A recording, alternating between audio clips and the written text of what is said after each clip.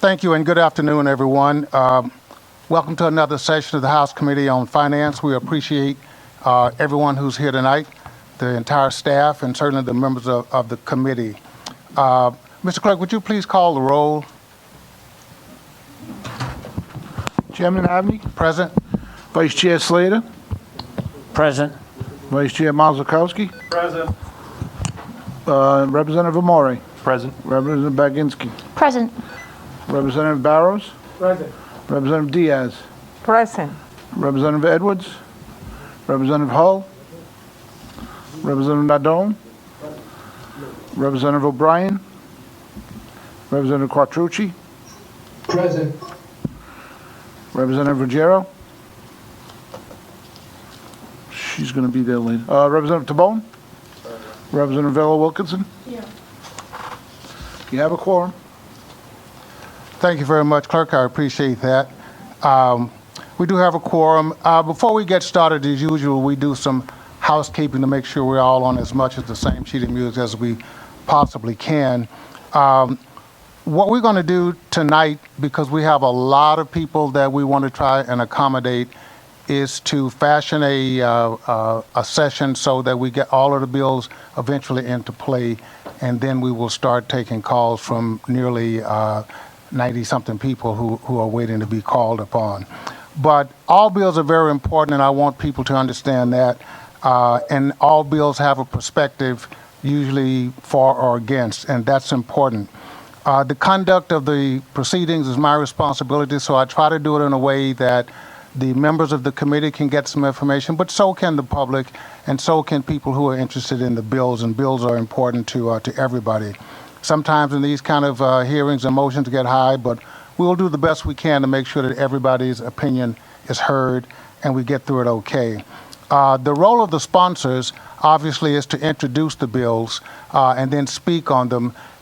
Many of our sponsors may be in other committees at this point in time, so those who are here in the room, we will get them to introduce their bills. And if you have any questions of the sponsors that are related to that specific bill, I would appreciate that you ask a specific question. If you have just a comment you need to make, as we've done last year and years before, I will allow some time after we're done for the members on this committee just to simply make a statement or two. But we would like to stay focused as much as we possibly can on these bills tonight.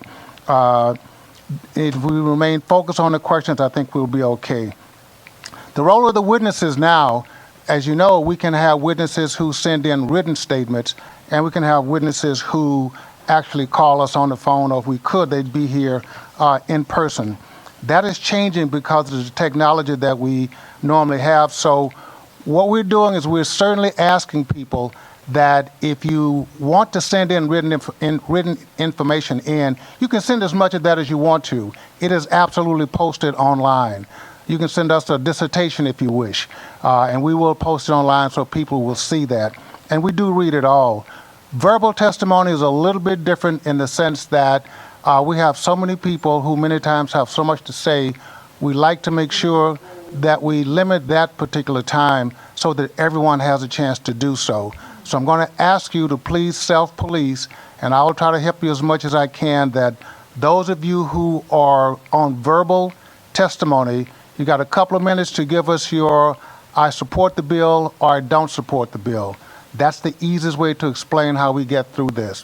And if you can do that, then everybody can have a chance to get done what we need to do. Because of we have what we call a crossover effect. Many of these bills are the same, at least in the same genre of bills. And so what we're going to do is get through all of the 7 or 8 bills being introduced and in play, and then we will then begin with the testimony. Remember, the sponsors have a little longer to explain their bills than the witnesses do, but that gives everybody a chance to stay on an even field.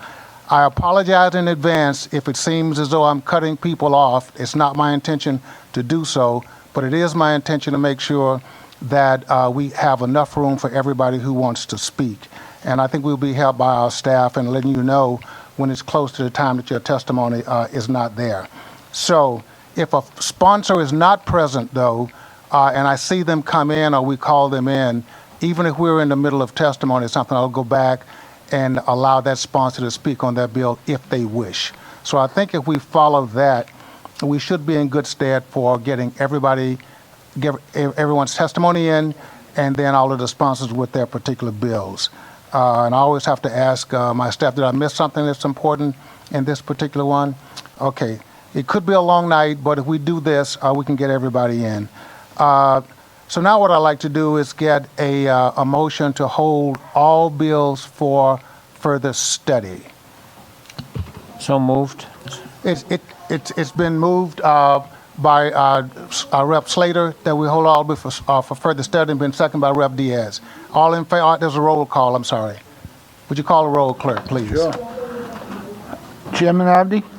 Yes. Vice Chair Slater? Yes. Vice Chair Mazakowski? Yes.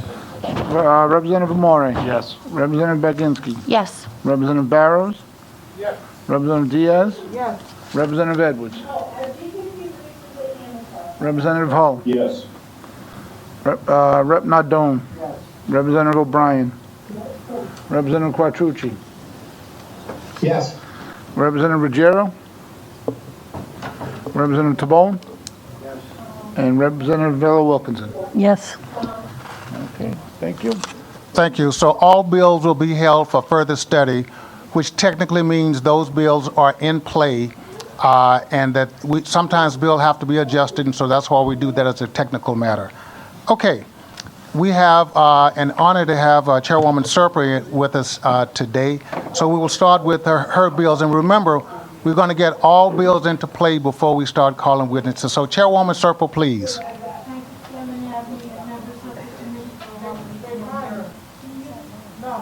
I think it's the mic that should be on. Oh, my.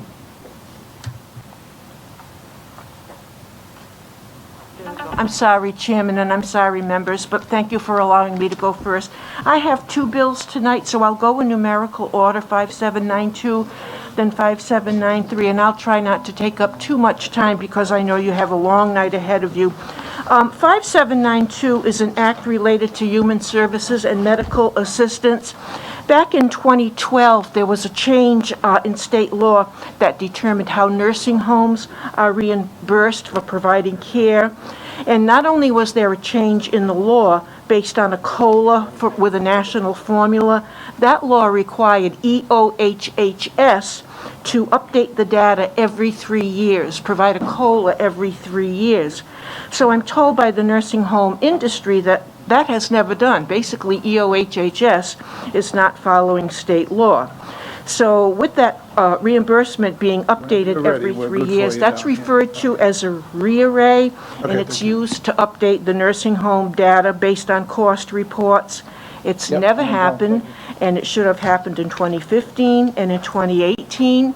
So because it's never happened, the nursing homes are being reimbursed based upon data that's 10 years old. So, and we all know the rising prices of everything. So this is an incentive bill, frankly, that it tries to encourage EOHHS to do their job That's a good question, right over here. as they're supposed to be doing.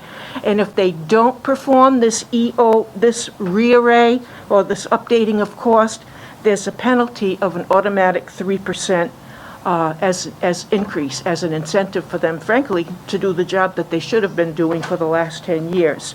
And I also want to draw your attention to page 2, lines 3, 4, and 5. This was drafted incorrectly. Those lines are underlined because they are changes. Those lines are changes, and that's not necessary.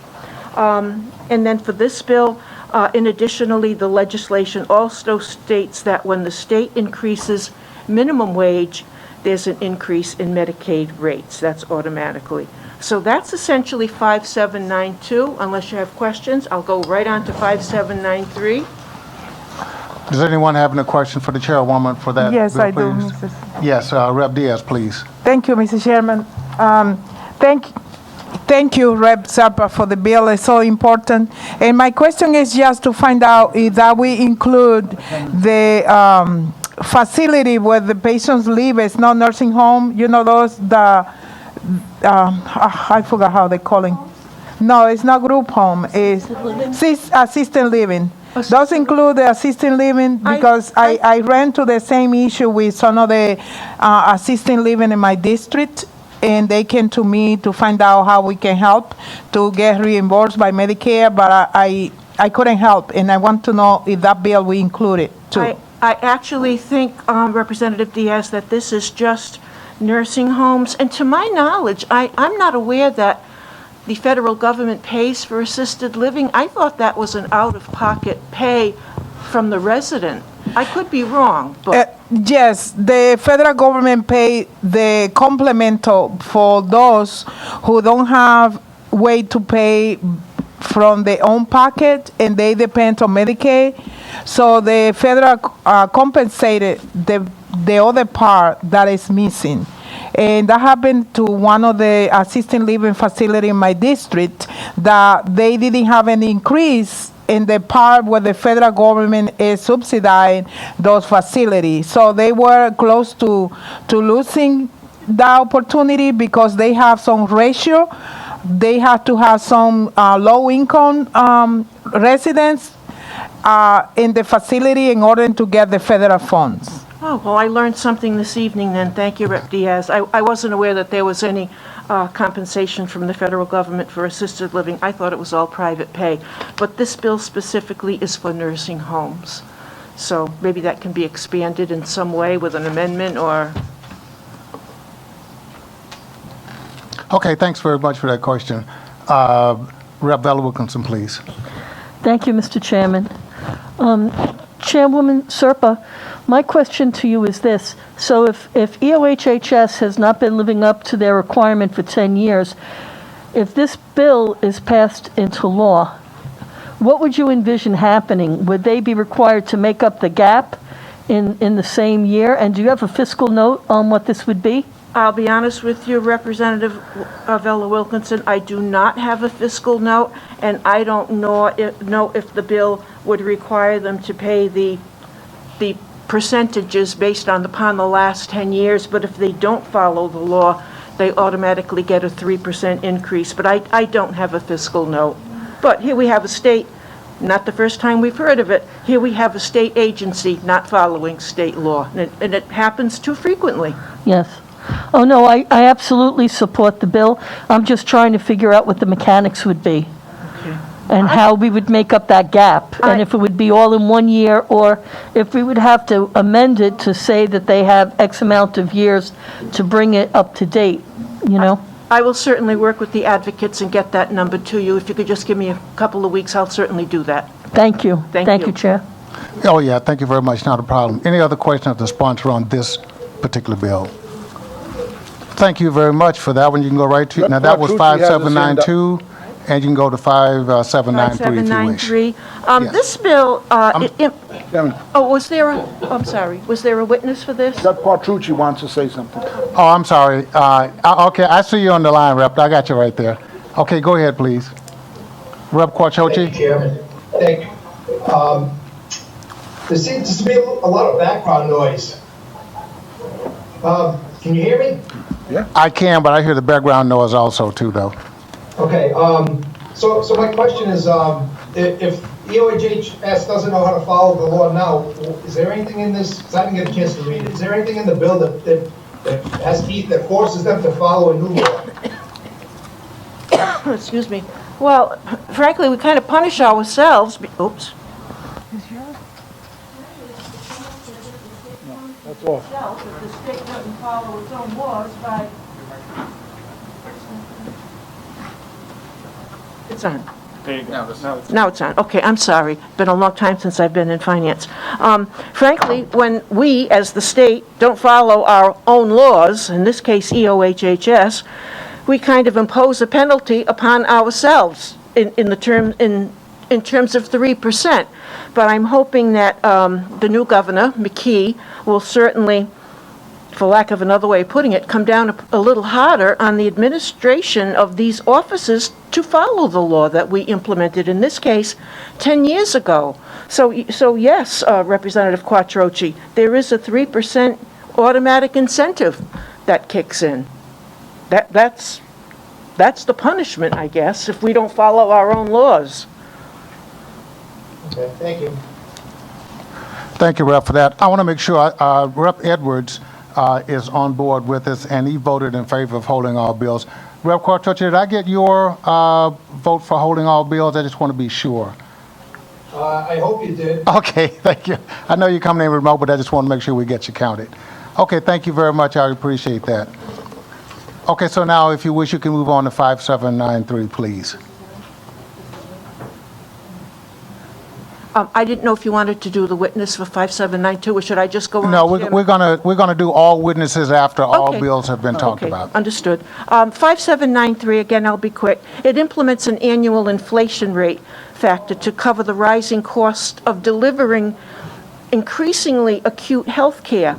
We know that more and more people have more and more physical problems with increasing costs.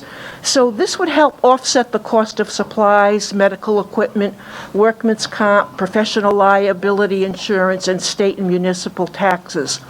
The inflation factor being requested is based on the New England CPI, not the national CPI. They're requesting an inflation rate of the New England CPI, and the bill seeks to offer more competitive wages to frontline staff. And the need to do so, I believe, has never been more evident than during this pandemic. So that's essentially the testimony on that bill, Chairman, that I have. Again, thank you very much. Are there Thank any you. questions of the chairwoman on Bill 5793? Okay, if not, then thank you very much. We won't close it yet until your witnesses, who we will call with everyone else, will have a chance to testify. Thank you so much for all the hard work that you do. Thank you. Okay, we have Rep. Speakman, who I believe just came in, so we'll go to your bill 6050, please. I'm going to move. Yep, I'm going to move. Yep. Musical chairs, eh?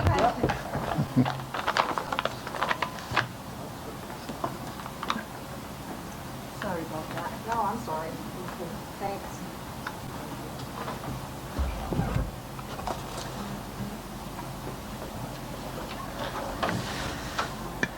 Okay, welcome, Rep. Speakman. Thank you, Chairman.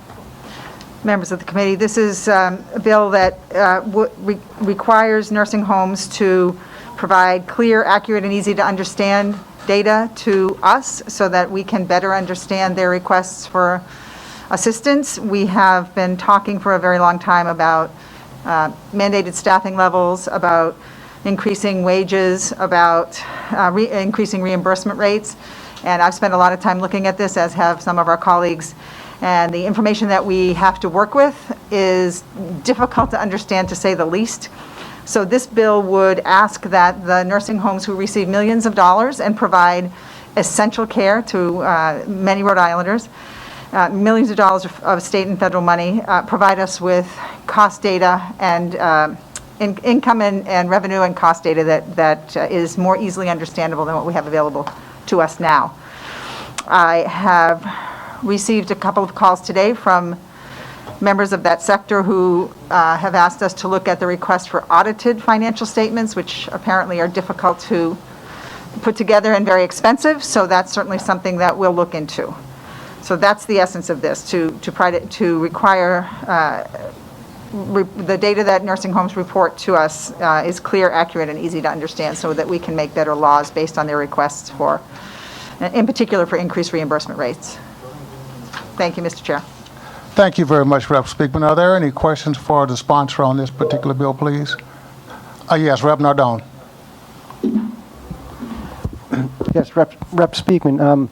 So the normal balance profit loss statement they have, that's not adequate? No, what we receive when we are looking at their data, the data that I've received from nursing homes is not easy for someone without an accounting degree to understand.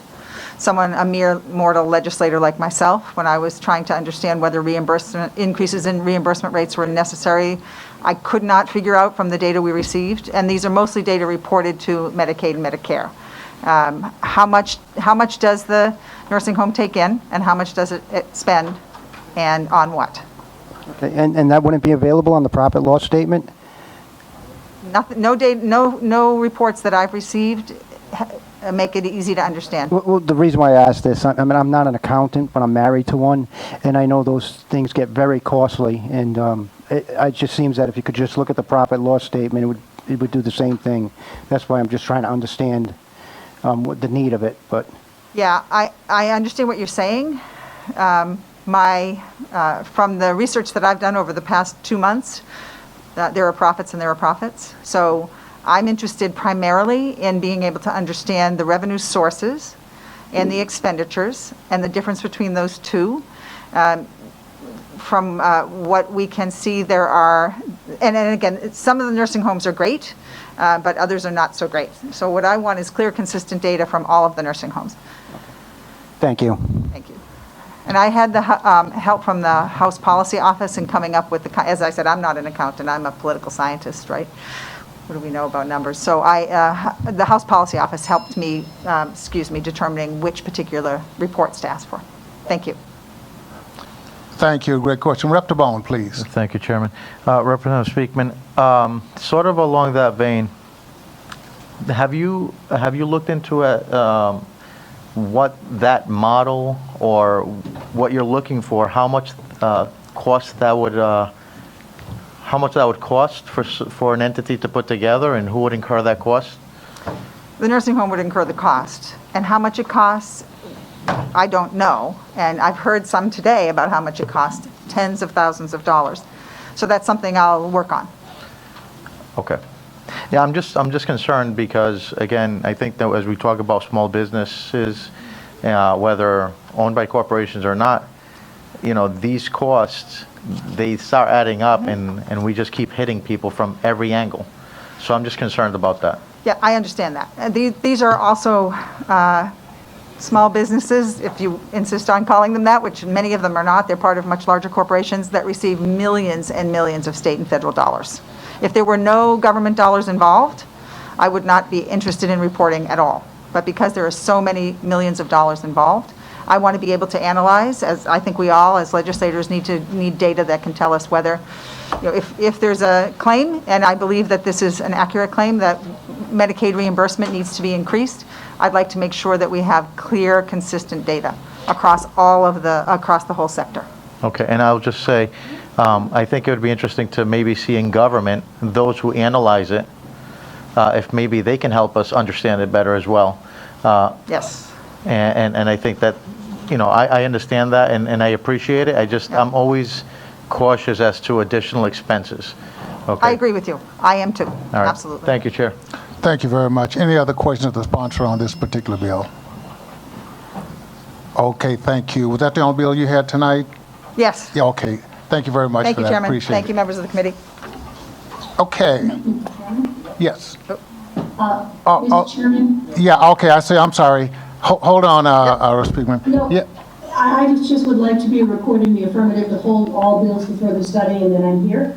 Thank you very much. Representative Giroux is holding all bills and further started voting for that, and she is here. I see her. Did I miss anybody else who's online that I didn't see at first? We're learning how to navigate this. Okay, thank you very much, Thank you. Rep. Speakman. I appreciate that. Okay. Then Chairman McNamara has 3 bills, but I don't think that he's going to be in now. So I'm going to read these bills into the record. Be House Bill 5063 by Chairman McNamara, and it creates a pilot program to provide scholarships to certified nursing assistants employed in certain high-needs fields.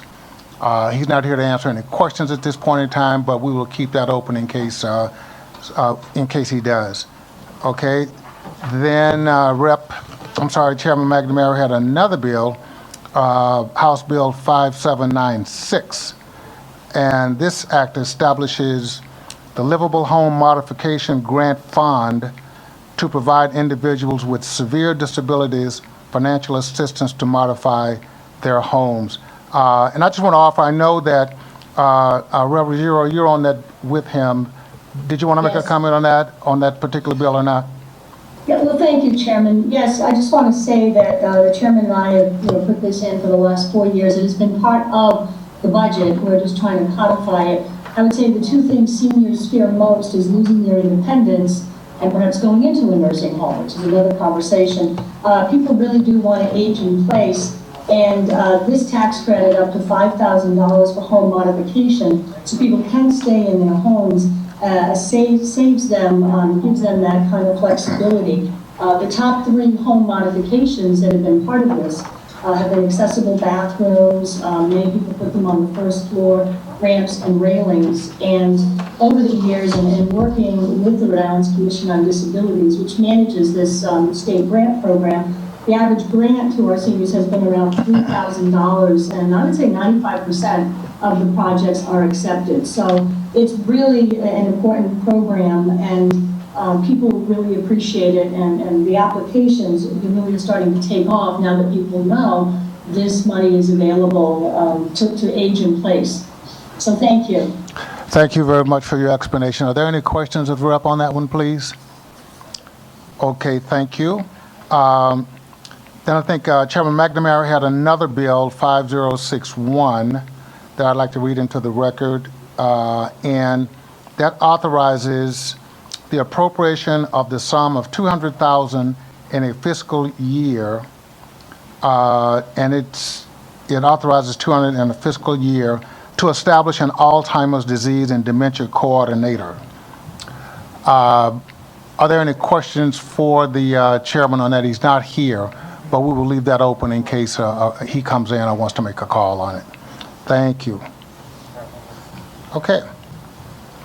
And then we have Bill 5115 by Chairman Solomon, and this act expands eligibility for elderly services assistance to persons under age 65 suffering from physician-confined Alzheimer's disease-related dementia and income not to exceed 250% of poverty, federal poverty level. Any questions on that particular bill? And again, if he comes in, yeah. Again, if he comes in, we'll make sure he has a chance to speak on that. I do want to make one other comment that I know that there are witnesses on all of these bills, and what we're going to do is, after we've finished putting them all in play, I'm going to go down the witness list that we have for those of you who are on the phone, and you heard the instructions before, that we need you to be concise and brief, but I do know that there are witnesses on all these bills, and I will be calling them in the order basically that you called in and on a first come, first served basis. But all you need to do is just identify who you are, the bill that we just, that you want to say yes or no to, and that way everybody will get their 2 cents in. And it's important. Okay, so Chairman Solomon is not here. Did I just read that in? It's Bill 5115, but there were no questions for that, okay? At this point. If I'm not mistaken, that leaves the long-awaited, my good friend Slater's bill. Vice Chair Slater has Bill 5012. If you would take the floor, sir. Thank you, Chairman. Thank you for all my colleagues. Putting you through, I guess, a little bit of a long night, but this is a very important piece of legislation that I've been working on since last year. We had another marathon hearing last year, which I appreciate everyone. But just to get to my bill, start off with what's in the bill and what it does. So the Nursing Home Safe Staffing and Quality Care Act provides a minimum standard of 4.1 hours of care per day for nursing home residents. It provides a path to a living wage by requiring increases to Medicaid reimbursement to go to frontline worker wages. It also provides access and resources for more training, especially important for infection control. It also requires better access to staffing data for the public considering going into or sending a loved one into a nursing home, and includes fines for nursing homes that have chronic short staffing. So that's basically what the bill does. I submitted this legislation before the pandemic. This was submitted before we had the pandemic. So even prior to the pandemic, Rhode Island has had a staffing crisis and ranked 41st in the country in terms of average number of care hours. Rhode Island's elderly and most frail residents and those who care for them deserve a minimum staffing standard of 4.1 hours per day. Given the human toll that we are seeing in nursing homes during the pandemic, the status quo in nursing homes is not acceptable, and we need to pass the Nursing Home Safe Staffing and Quality Care Act. After what we experienced, I just can't see how we could prop up the old model that we had and allow folks to go into these homes in conditions. And I don't know. I'm not sure how many people would want to send their loved one into homes that don't have where we don't have a standard. The existing staffing crisis in nursing homes was severely exacerbated by the pandemic. For too long, nursing homes have made profits by shifting more and more of the work on caregivers and providing less direct care to seniors in Rhode Islanders living with disabilities.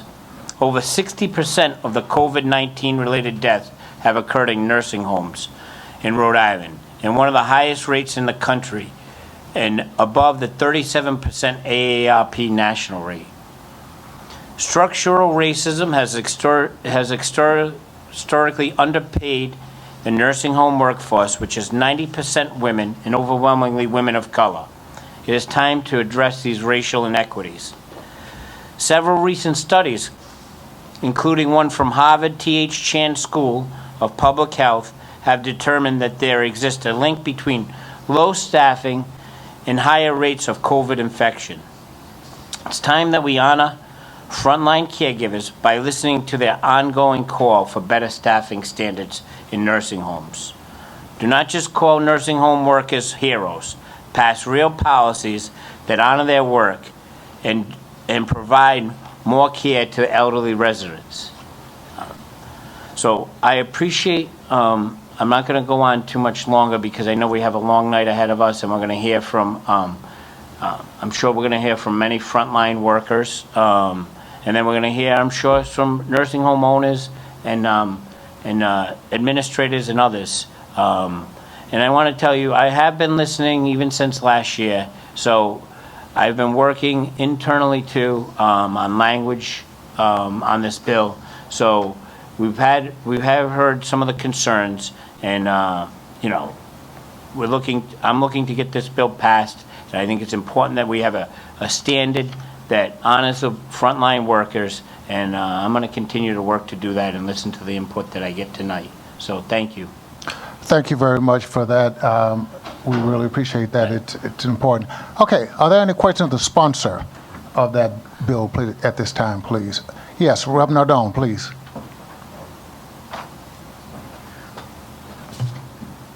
Hi, Rep. Slater. Hi, Rep. Thank you for bringing this legislation. It's very important legislation, but my question is, do you know, does Massachusetts have a standard? So Massachusetts does. Let me just see what the I think it's 3.9. Yeah. Does Connecticut? Yeah. Mass is 3.58. And Connecticut? And Connecticut is, do we have that over here?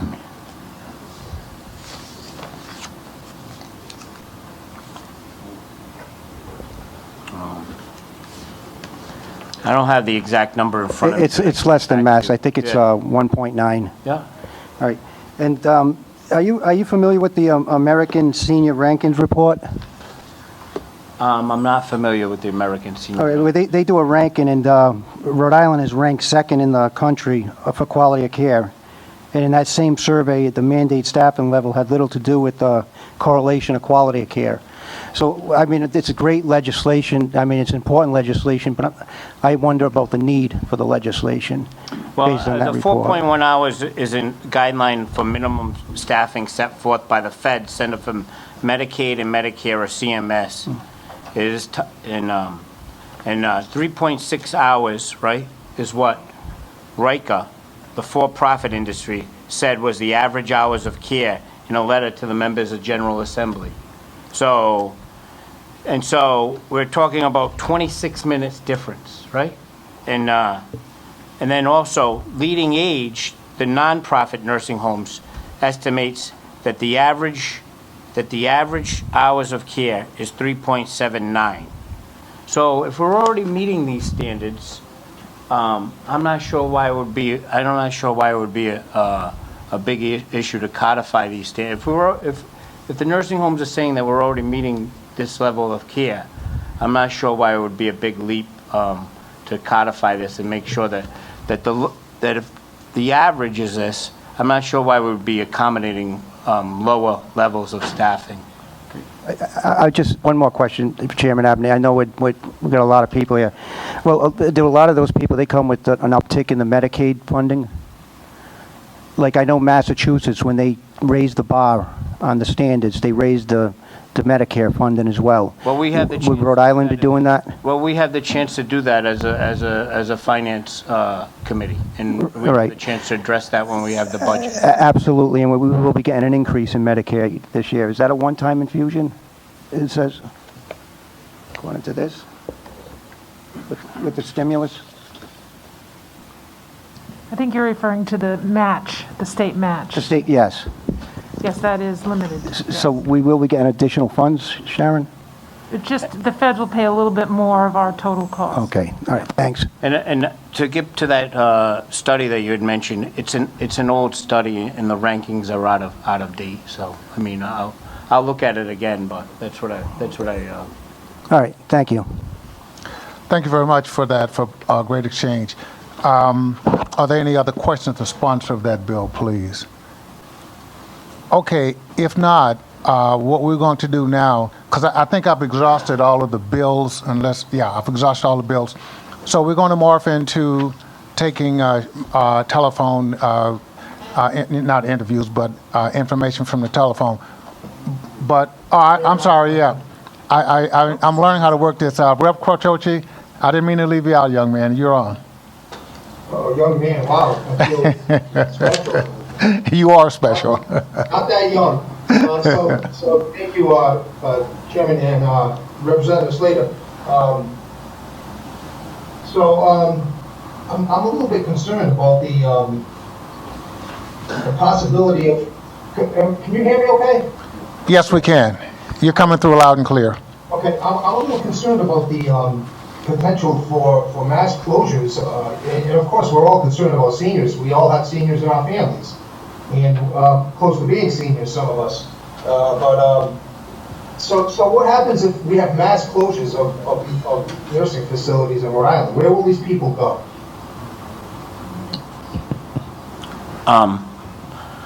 Well, I don't have that same concern that you have of mass closures, so I haven't really, I haven't addressed that issue of where will they go. But right now, you know, we have 1,000 people that were lost in nursing homes. So regardless of this bill, right, with the pandemic, you might see closures anywhere because the census is down.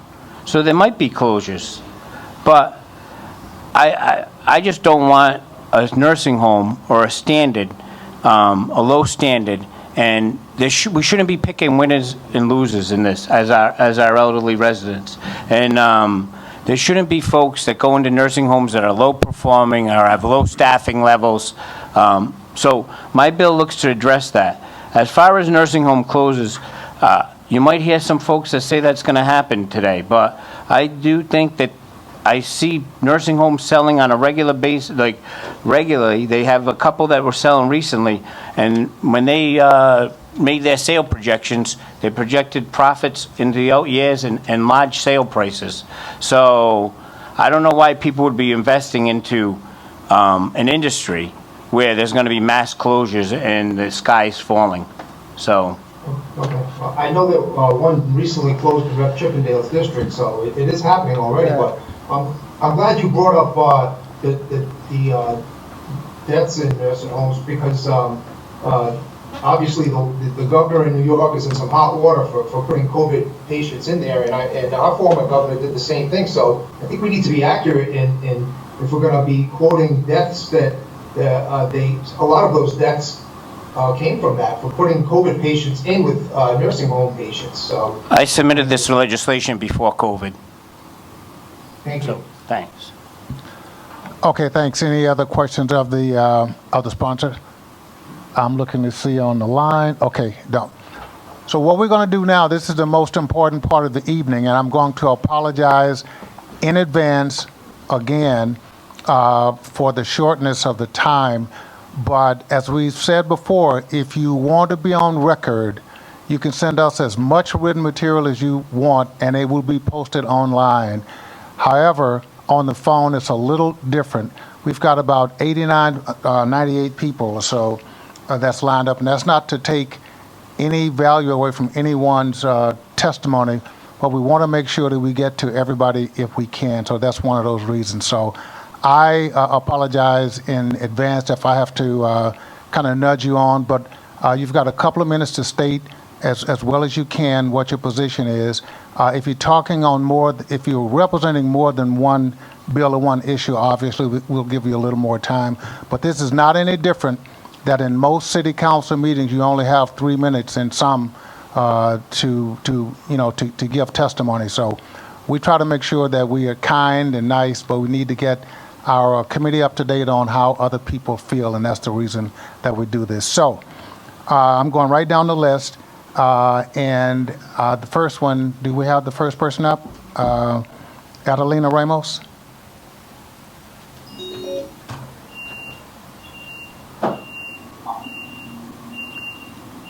Adelina? Hello?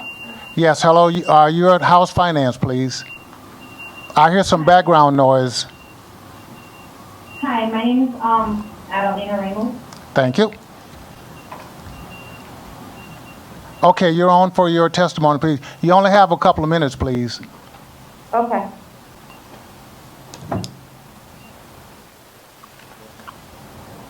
Are you still there? Yes. Okay, whatever's in the background noise, did you turn that down? Because we could hear a beeping sound. Okay. Thank you. Okay, we're ready for your testimony. Hi, my name is Adelina Ramos. I've been a CNA for 11 years. Before the pandemic, things were worse than nursing homes. We'd be having like 12 to 13 residents each, which they are total care. And with the pandemic, it made things worse. So we really want your help to pass this bill because things in nursing homes are getting worse. We got COVID. We were very sick, and the management can staff us, give us as many residents they want, so up to 15 residents. And they saying they don't have money, but I work for Genesis Healthcare. They gave their CEO $5.2 million on bonus. So where did that money come from if they don't have money to staff us? Thank you. Thank you very much for your testimony. We appreciate that. Yep. Okay. We're trying to get Sherman Pines on the line. Sherman, you're on the line, sir. Sherman, you're up. Yes, good evening. My name is Sherman Pines, and I'm from Newport. I just had 3 weeks in a nursing home where the staffing was very short. There were times when I asked for a glass of water, which took an hour. There was times when I was assisted into the restroom that took over an hour for someone to come back and get me. These nursing homes that I know of, there's just no staff, and we need more staff in these nursing homes. Salary is where these young people can't pay for their cars, their car insurance, put food on the table for their kids. With the salary they're making, I say that they need to be paid more. There's no way that you can staff any nursing home with that amount of staff They flew in staff from other states to cover this nursing home.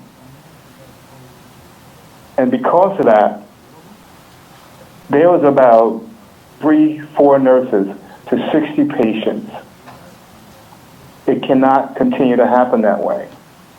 So we need more staff in these nursing homes to take care of these people. There was people in the middle of the night screaming out, hello, hello, hello, because they needed help. So these nursing homes need a lot more help.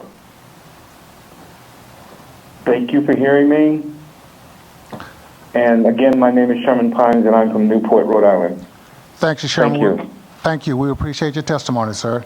We're going to bring up Rick Butler.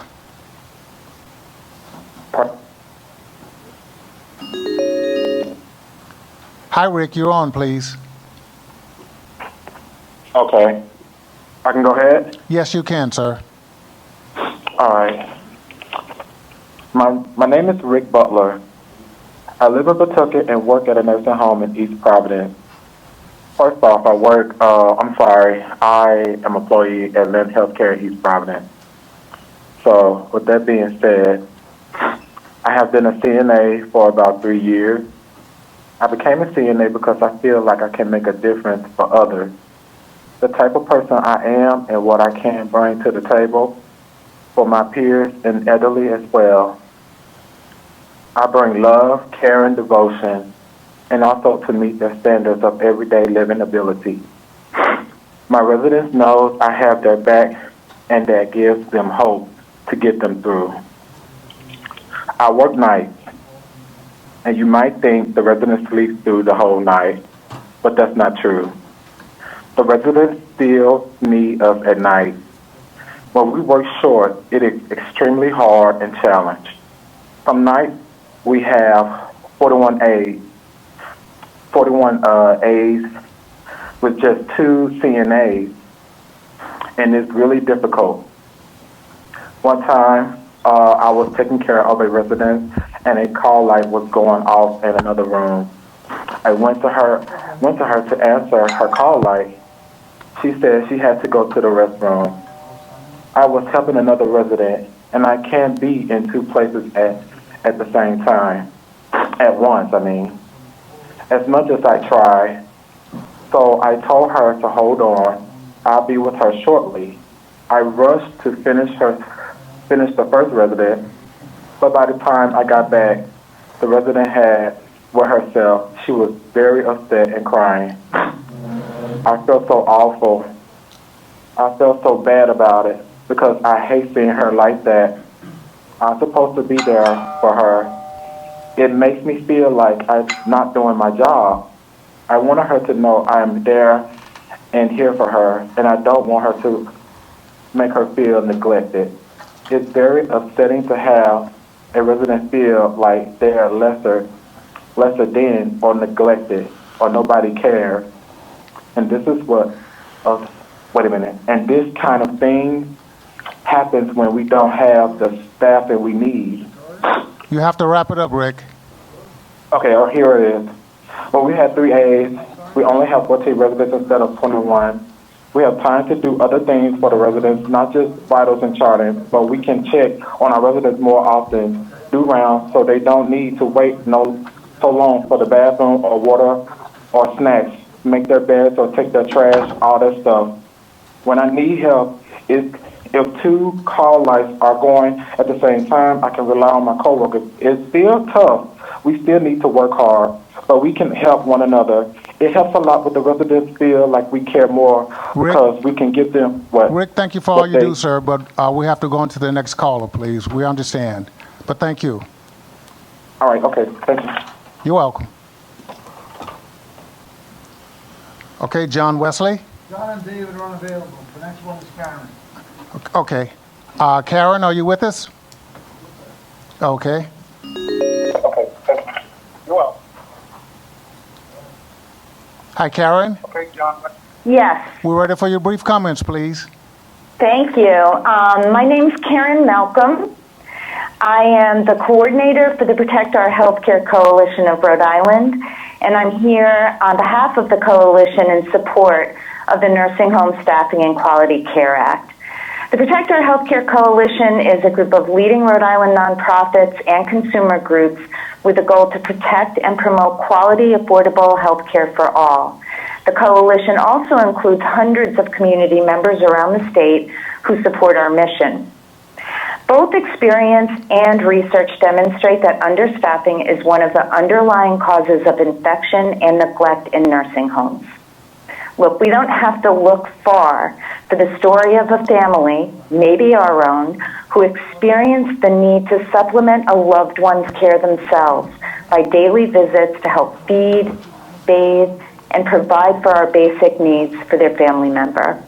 And you don't have to listen too hard during the pandemic to hear the panic in the voices of loved ones in nursing homes who can't visit due to pandemic restrictions and who must live anxiously every day because they know that understaffing leaves the staff, as hardworking and caring as they are, as we've just heard, just unable to give each resident the attention that they need and deserve. This reality existed prior to the pandemic, and it's just been simply exacerbated because of it, and it's unconscionable, especially given the millions of dollars in investments that have been given to the nursing home industry. But it's not just this experience, it's research too that demonstrates to us that an overworked and stressed staff increases the risk for patients. For all the research you've been hearing about, there's a report that was ordered by Congress and prepared by the U.S. Department of Health and Human Services that found that residents who live in understaffed facilities are at higher risk of malnutrition, weight loss, bed sores, falls, and infections. Karen, we thank you for These your... realities, Karen, I'm we thank wrapping up in 30 seconds. Okay, thank you. This reality is unconscionable, especially given the money we've all invested collectively into the system. There are many changes that need to be made to our system of care for seniors and people with disabilities, and this is an important step forward. So on behalf of the coalition, we urge you to pass the Nursing Home Staffing and Quality Care Act. Thank you. Thank you, Karen, and keep up the good work. Okay. Appreciate it. Victoria. Hi, Victoria. Yes, this is Victoria Mitchell. Yes, Victoria, we're ready for your brief comments, please. Yeah. I work at Hopkins Manor for 24 years. So I'm giving my testimony. This is really, I don't even know what to say, but during the pandemic, we all work as a team, but this time, it's very difficult right now. And everything that we do, everybody is like,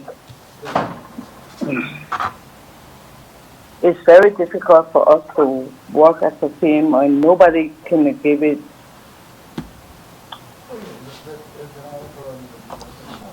Hello? Karen, Victoria, we're here. You've got about another 45 or 50 seconds to go, please. Yes. It's very difficult for us to work as a team, and then there's nothing that we can do as a teamwork. It's very difficult to work as a team, and this is very difficult. All right? We understand. Thank you for your testimony. I really appreciate it. Thank All you. right.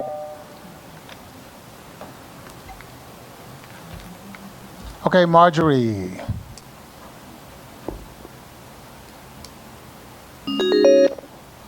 Hi, Marjorie.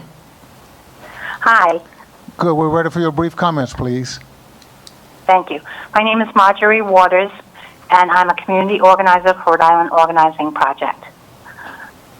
I have a lifelong friend who in August was admitted to the hospital for a bone infection. Because of her, she is a diabetic, it led to her, a leg amputation. After spending several weeks in the hospital, she went to a nursing home for rehabilitation with the hope that she would have enough physical therapy to make her a candidate for a prosthesis. As the pandemic raged on, her hopes were dashed. Not only did she get less than 2 hours of physical therapy a week, but it soon became apparent that there was a critical staffing issue. I talked to her at least 3 times a week. She became more and more frightened of being there. She talked about long waits, especially to use the bathroom, which sometimes resulted in them not making it there in time. When finally she was due for release on November 5th, the day before, she contracted COVID. So she had to stay another 2 weeks in the nursing home. The day before she was going to be released, on November 19th, a social worker told her she would have to quarantine another 2 weeks at home in order to be, before the at-home services would be available to her. And if she could do it for 2 weeks without services, she didn't really need them.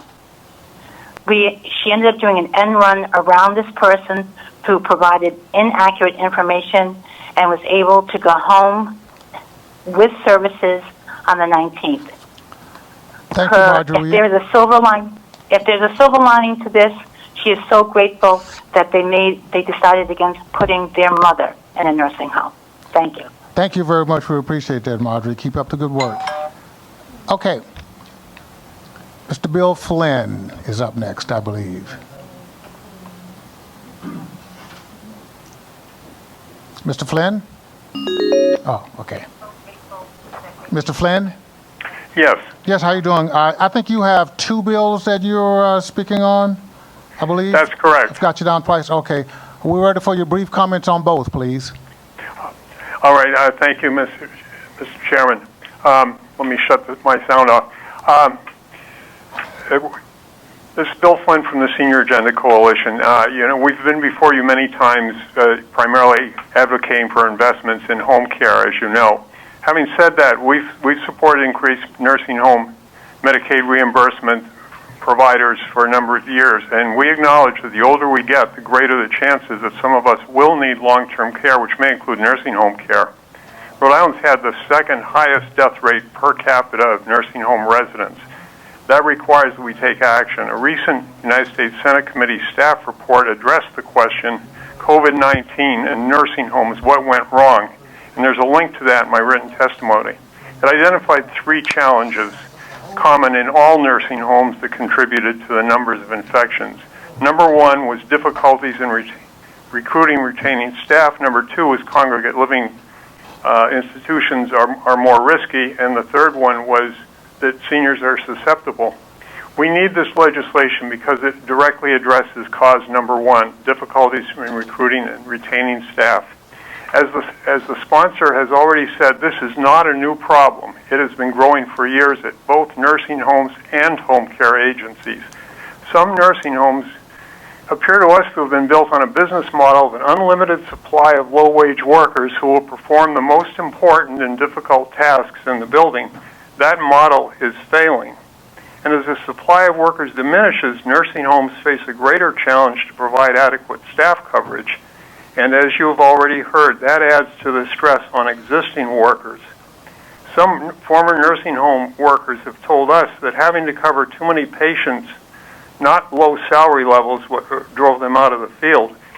At these hearings, we've heard for years the threat to any changes that some nursing homes are going to close if they have to hire more caregivers or pay higher wages. Yet, we understand, as the sponsor has said, that about 1/3 of the nursing homes are already near the mandated average. Why can some places meet this standard and others can't? If they cannot, maybe some of them should close. So just in closing, I will point out 2021 marks an important milestone when there's an age wave of us baby boomers, myself included, turn 75. At that point, our odds are 1 in 2 of needing some long-term care in our final years. Our state's population of persons between age 75 and 84 will grow by 16,000 persons by 2025, a 30% increase. We are not opposed to increase in rates to those nursing homes that can meet a good standard. But we need you to act now. On the other bill, which is for the expanding the at-home cost share program, that bill is really just improving a program that helps keep people remain in the community. It's cost effective and it's proven, and we need to expand that.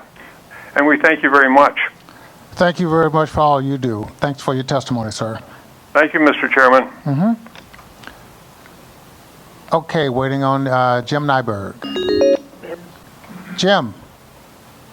Hello, Mr. Chairman. Good, how are you? You're all over the map. right. You've got 4 bills you're looking at least you're down 4 times. Is that right?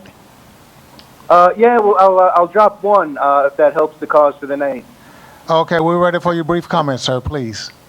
Okay, I will be brief on the 3 bills I'm talking about. The first one is obviously H5012. I just want to reiterate, Leading Age, as you know, represents nonprofit nursing homes and other long-term care providers, and we remain strongly opposed to this bill. I did submit written comments, so I just want to highlight just a few things. Last year, you heard over 2 hours of testimony on this bill, the vast majority of which was in opposition, and the same with the Senate earlier this year. And I think the reason for this, during this opposition, quite frankly, is that this bill is unprecedented in its scope and severity on providers, and is way outside of anything that exists in any other state, and it would destabilize the nursing home. Even the federal government, CMS, in a huge regulatory update in 2016, declined to impose a staffing ratio. And they said in the Federal Register, we continue to be concerned that a mandated ratio could result in unintended consequences, such as staffing to the minimum, hiring for one position by eliminating another, and assigning non-standard tasks to a position, as well as stifling innovation, and would not result in the improved quality and person-centered care that we seek in facilities. So I know you're going to hear a lot about the ratio, the wage pass-through, the penalties, the lack of funding, the misleading or false claims about nursing home profits, but I really just wanted to focus on that. This bill really is an outlier from what any other state is doing or being done at the federal government. So thank you for your consideration of these comments. You want me to pivot to the next bill? Yeah, you have about 1 minute or 2 left, I think, on your time. Okay, next one is H5792 by Rep. Serpa on the nursing home rearray and the minimum wage. And we support this bill. As she said, the DOHHS has been supposed to be doing a rearray, or basically a cost update, every 3 years since 2015, and they haven't been doing it. And so we appreciate that this bill would put teeth to require them to do that. And the second part that ties minimum wage increases to nursing home staffing, we think is important. The minimum wage has increased by 55% since 2012. We're not opposed to it, but we need help for nursing homes to keep up. It's a big workforce issue. So this bill would help rectify this disconnect. And the last bill, I'll just pivot. It is H5115. I'd like to thank Rep. Solomon for introducing it. And this would expand eligibility for the at-home cost share program, formerly known as the copay program, operated by the Office of Healthy Aging.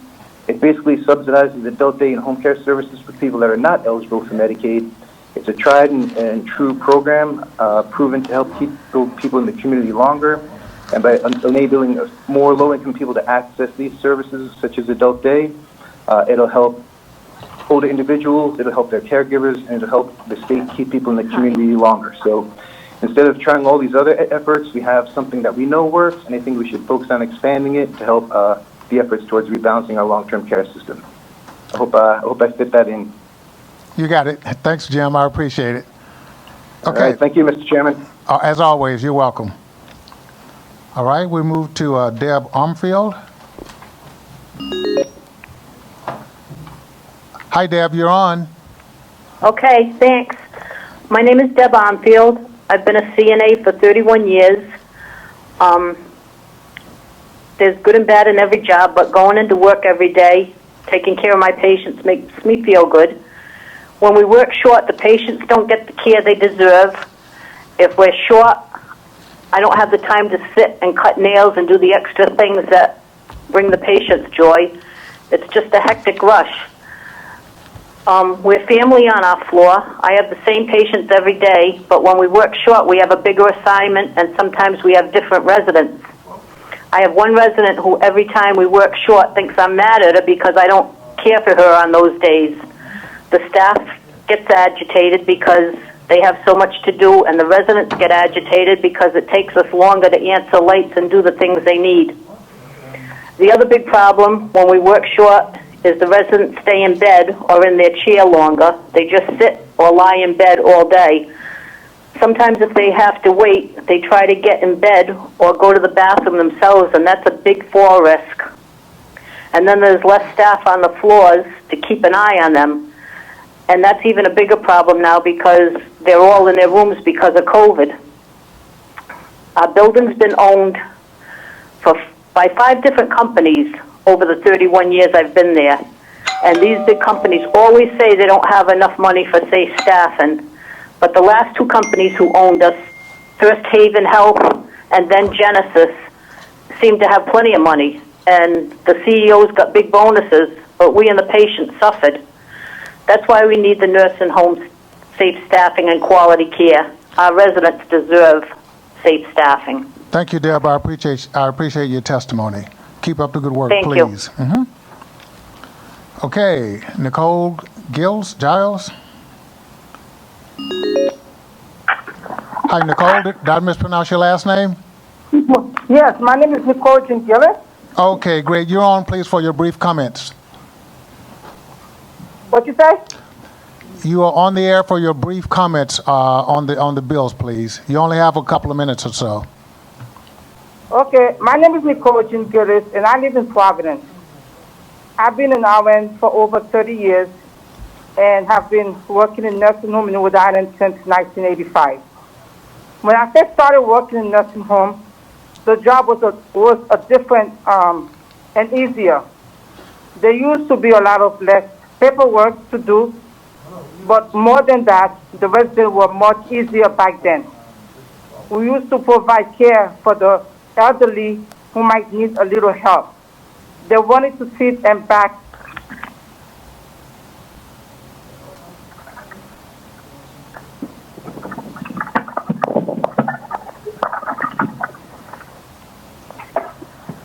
Hello?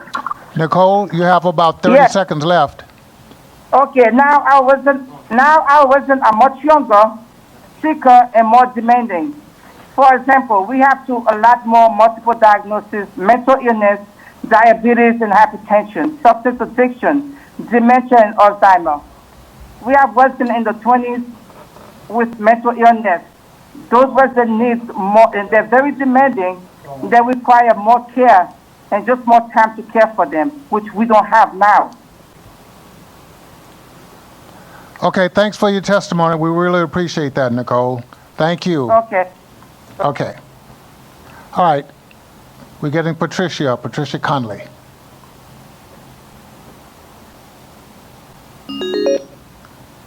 Hi, Patricia. You're on for your brief comments, please. Hi, my name is Patricia Connolly. I'm a certified nurse's assistant and med tech at Greenville Skilled Nursing. I've worked there for about 9 years.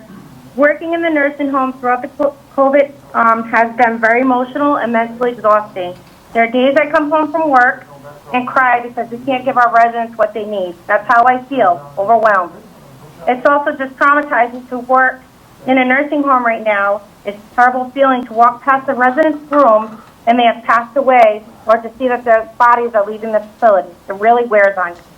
The issues we've always had as staffing feel even more difficult during the COVID. Our residents are isolated, they're lonely, they miss their family, and they're in their rooms for almost 12 months. Can you imagine?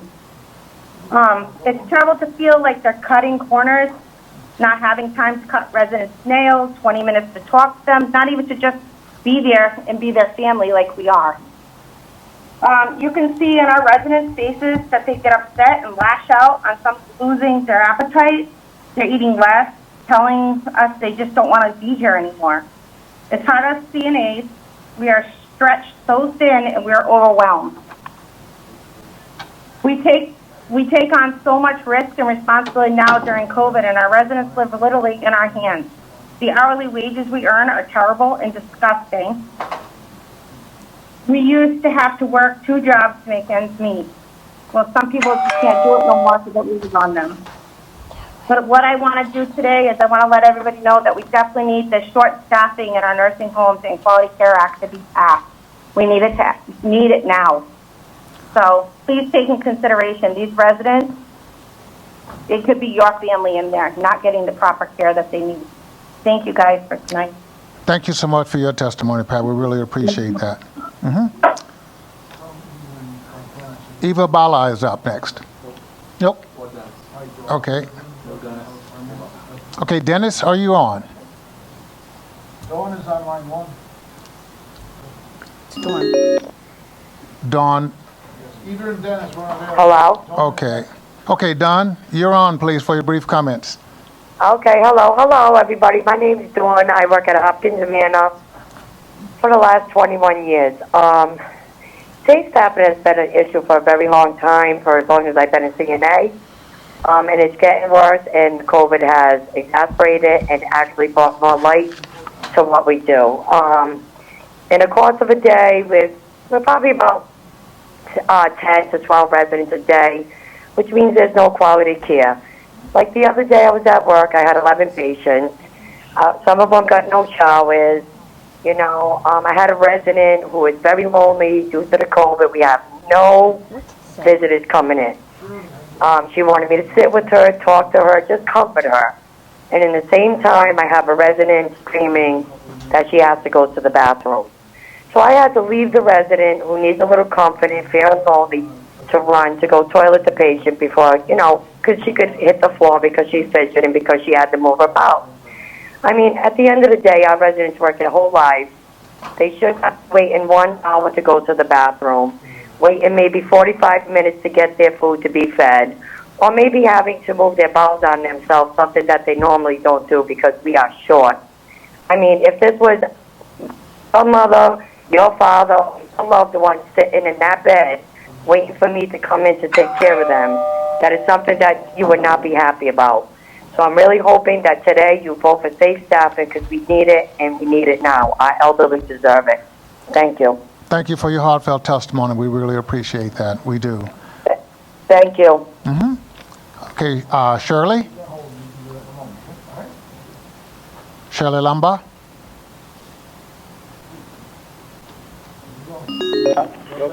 Okay, Shirley, you're up. Something that you would not be happy about. So I'm really hoping that today you vote for safe staffing because we need it and we need it now. Our elderly deserve it. Thank you. Thank you for your heartfelt testimony. We really appreciate Shirley, that. I think you have your television on. I know you do. I got it. I just put it on pause. I'm ready. Okay, thank you very much. Now, because you get a feedback, but you're on for a couple of minutes, please. I just want to say thank you for having me, Scott Slater.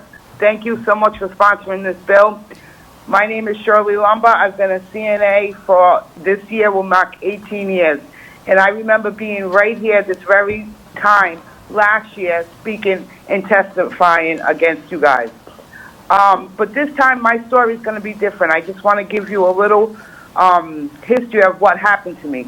Back You in have February, only about my a mom- couple. You only have about a couple of minutes to give us a history, I though, just please. want to tell you how my mom was in a nursing home, and she actually had to call me at 7:30 at night to tell me that she had been on a call like for 1 hour. That is not acceptable. Our loved ones and our aging folks deserve way better, and this staffing bill should pass. We should not put it off another year. We were here this time last year, and we need it passed. Thank you. Thank you for your heartfelt testimony. I really appreciate that. I do. Thank you.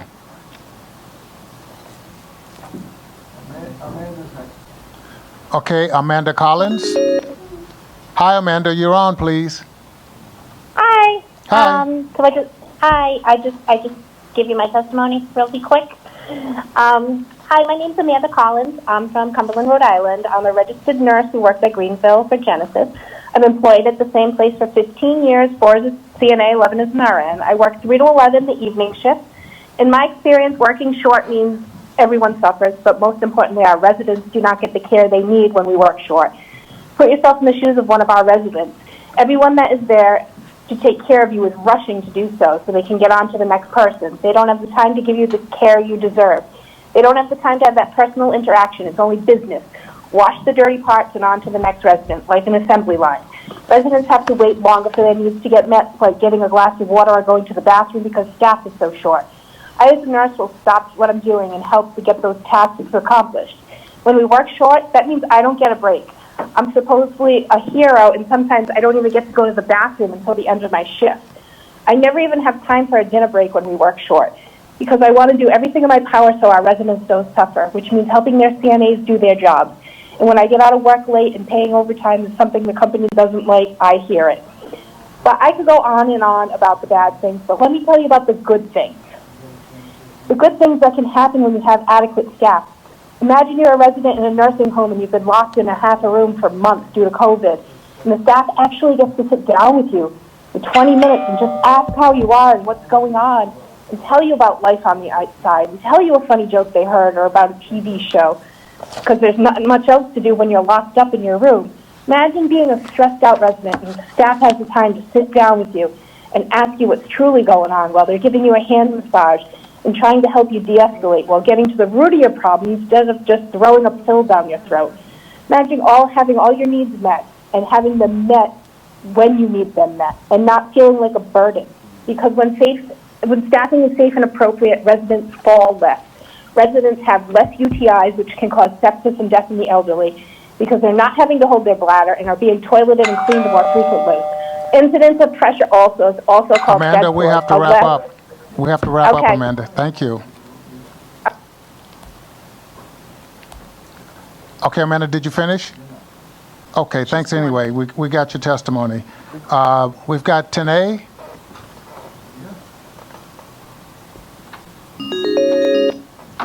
Tanae, you're on the line, please. Yes.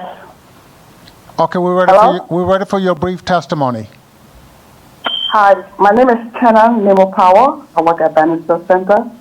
And in the past 17 years, in 17 years before, we used to be 7 CNA. Now we're down to 5 or 4, from 45 to 54 residents. And it's bad on our back, and it's not fair to the residents because we cannot get to order them on time, to feed them, get them up, and take our breaks. So we need safe staffing because if the residents are being neglected, or we get tired, break out, and go out sick. And short staffing is a major problem in Providence, Rhode Island in particular. So we hope that you will pass safe staffing for the residents in Rhode Island. Thank you, Tana. Thanks very much. Okay, thank you very much. Appreciate it. Okay, Ann?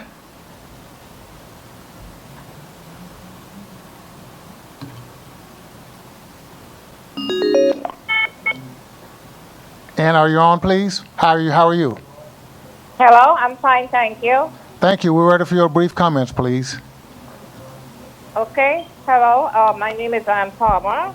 I work at Charles Gate Nursing Center. I've been working there for over 30 years. 15 years I've been a CNA, and another 15 years I've been a med tech. As a med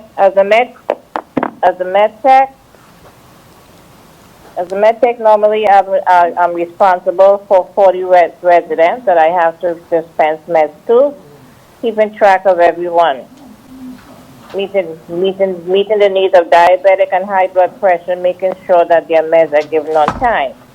When I first started as a CNA, I used to the workload was lighter because the majority of the residents were elderly and will have more higher functioning. Whereas now we have more younger residents with psych and alcoholism problem issues requiring even more level of care. At times they can be very difficult and violent. We have to know how to handle them. I have seen violent episodes where staff have gotten hurt. We need more training to meet the changing needs of our residents. Thank you very much for your testimony. We really appreciate that. Okay, thank you. Okay, we're going to Tina.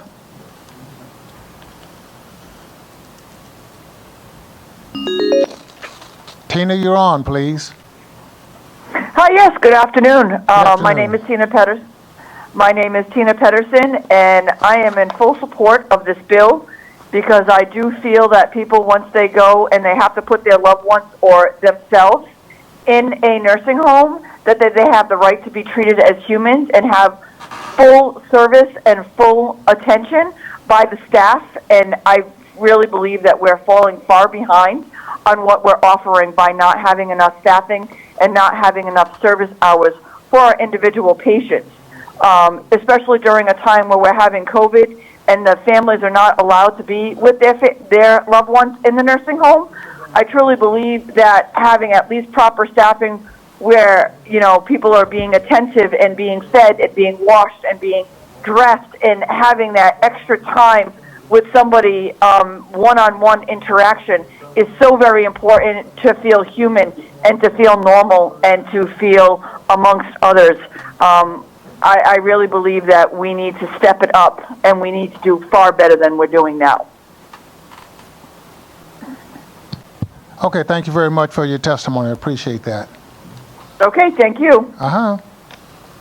Okay, we're just now waiting for Matthew. Matthew's there. Hi, Matthew. You're on the line, please.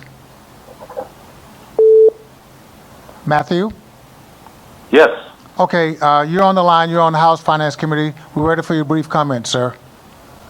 Thank you very much. My name is Matt Trimble. I'm President and CEO of St. Elizabeth Community. We operate 2 skilled nursing facilities.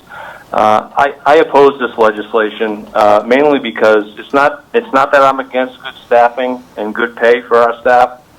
It's that that this bill just comes with no increased funding. And that's what's very concerning about this. There aren't many nursing homes in the state that can afford these staffing mandates. I'd also, and you're going to hear a lot more about this, so I won't be repetitive, but I want to add that I think using the COVID pandemic as a reason to pass this legislation is nothing but drama. I would put our staffing up against anybody, and COVID got into our buildings as well. Has nothing to do with staffing. I would just like to add that Medicaid underfunding of nursing homes in this state has existed. The underfunding of Medicaid for nursing home staffing has existed well before COVID. Okay, but that is falling on deaf ears on Rhode Island's policymakers. So I would urge you to reconsider this bill, but with money behind it. Thank you. Thank you very much for your comments, sir. We appreciate it. Okay. Maureen, you're coming up soon. Hi, Maureen. Good evening, Chairman Abney. Good evening to you also. We're ready for your brief comments. Now, you're on Bill 5115. That is correct. Oh, okay. You can proceed, please. All right. Thank you, Mr. Chairman, members of the Finance Committee. I appreciate the opportunity to testify on this bill, and I commend Representative Solomon for its sponsoring it as well as the co-sponsors. I think we all know that most folks would like to stay home when they need help with personal care and daily activities, and that's what this bill would do. It would help more persons to be able to stay home. It would expand the Office of Healthy Aging at-home cost share program by increasing the income eligibility from its current 200% of the poverty level to 250% of the poverty level, and also allow persons under age 65 who have Alzheimer's disease or related dementia to participate. The program provides home care and/or adult daycare and some case management to qualified clients, with the client paying a share and the state paying a share of the cost. It really helps the folks that we call the forgotten middle because they are not so poor that they qualified for Medicaid with its strict income guidelines. I think you might know that to qualify for Medicaid, you can't have assets of more than $4,000 for a single person or $6,000 for a couple. This is a challenge for these low-income people to afford home care at $27 an hour or adult daycare at $80 an hour. I want to point out that in Rhode Island, 1 out of 3 older households have incomes of less than $30,000. So you can see paying for home care or adult daycare is a real challenge for them. Expanding this program will give more families options to keep loved ones safely at home. It promotes the state's statutory goal of working towards spending 50% of long-term care dollars on home and community-based services. You've got about It can another really 30 seconds, Maureen.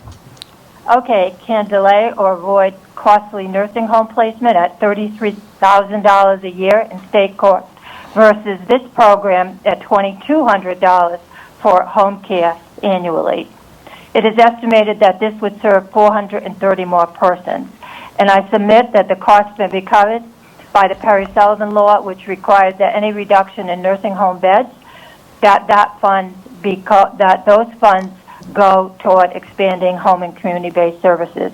Thank you very much for the opportunity to testify. Thank you very much for all of the hard work that you do. We really appreciate it. Okay. Thank you. Now we have Mr. Rick McAuliffe. He's unavailable? Okay, sorry.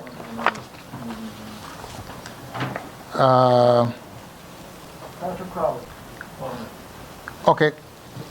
Patrick, are you there? I am, Mr. Chairman. Thank you very much. Can you hear me? Yes, I can. Thank you. We're ready for your brief comments too, sir. Thank you, Mr. Chairman. On behalf of the Rhode Island AFL-CIO and on behalf of the National Education Association Rhode Island, I am testifying in support of the safe staffing legislation that is before you tonight for nursing home workers. These workers provide a critical service to the people of Rhode Island, especially our most vulnerable residents. It is about time that the state of Rhode Island passed this important bill so that we can get the people that work for our most vulnerable residents protected and that we have our senior citizens get the care they deserve. I'm happy to answer any questions. Thank you, Pat. I don't think there are any questions for the witnesses at this point, but thanks for your testimony, sir. Okay. Thank you, Mr. Chairman. You're quite welcome. Jessica? Hi, Jessica. You're on. Hi. Thank you so much. First, I'd like to thank the chairperson, members of the committee, for the opportunity to speak today and to advocate for the passage of this legislation to expand eligibility for the at-home cost share program. My name is Jessica Goslin. I'm the director of Cornerstone Adult Day Services. Our mission is to help families keep their loved ones at home by providing care and support during the day in a safe, secure, and nurturing environment. The eligibility expansions proposed in this bill would have a significant impact on those we serve and those desperately seeking to obtain our services. Alzheimer's disease and other dementia-related disorders don't follow age guidelines for eligibility.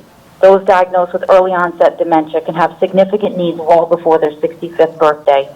Their caregivers need these services in order to keep their loved ones at home and to slow the progression of this terrible disease.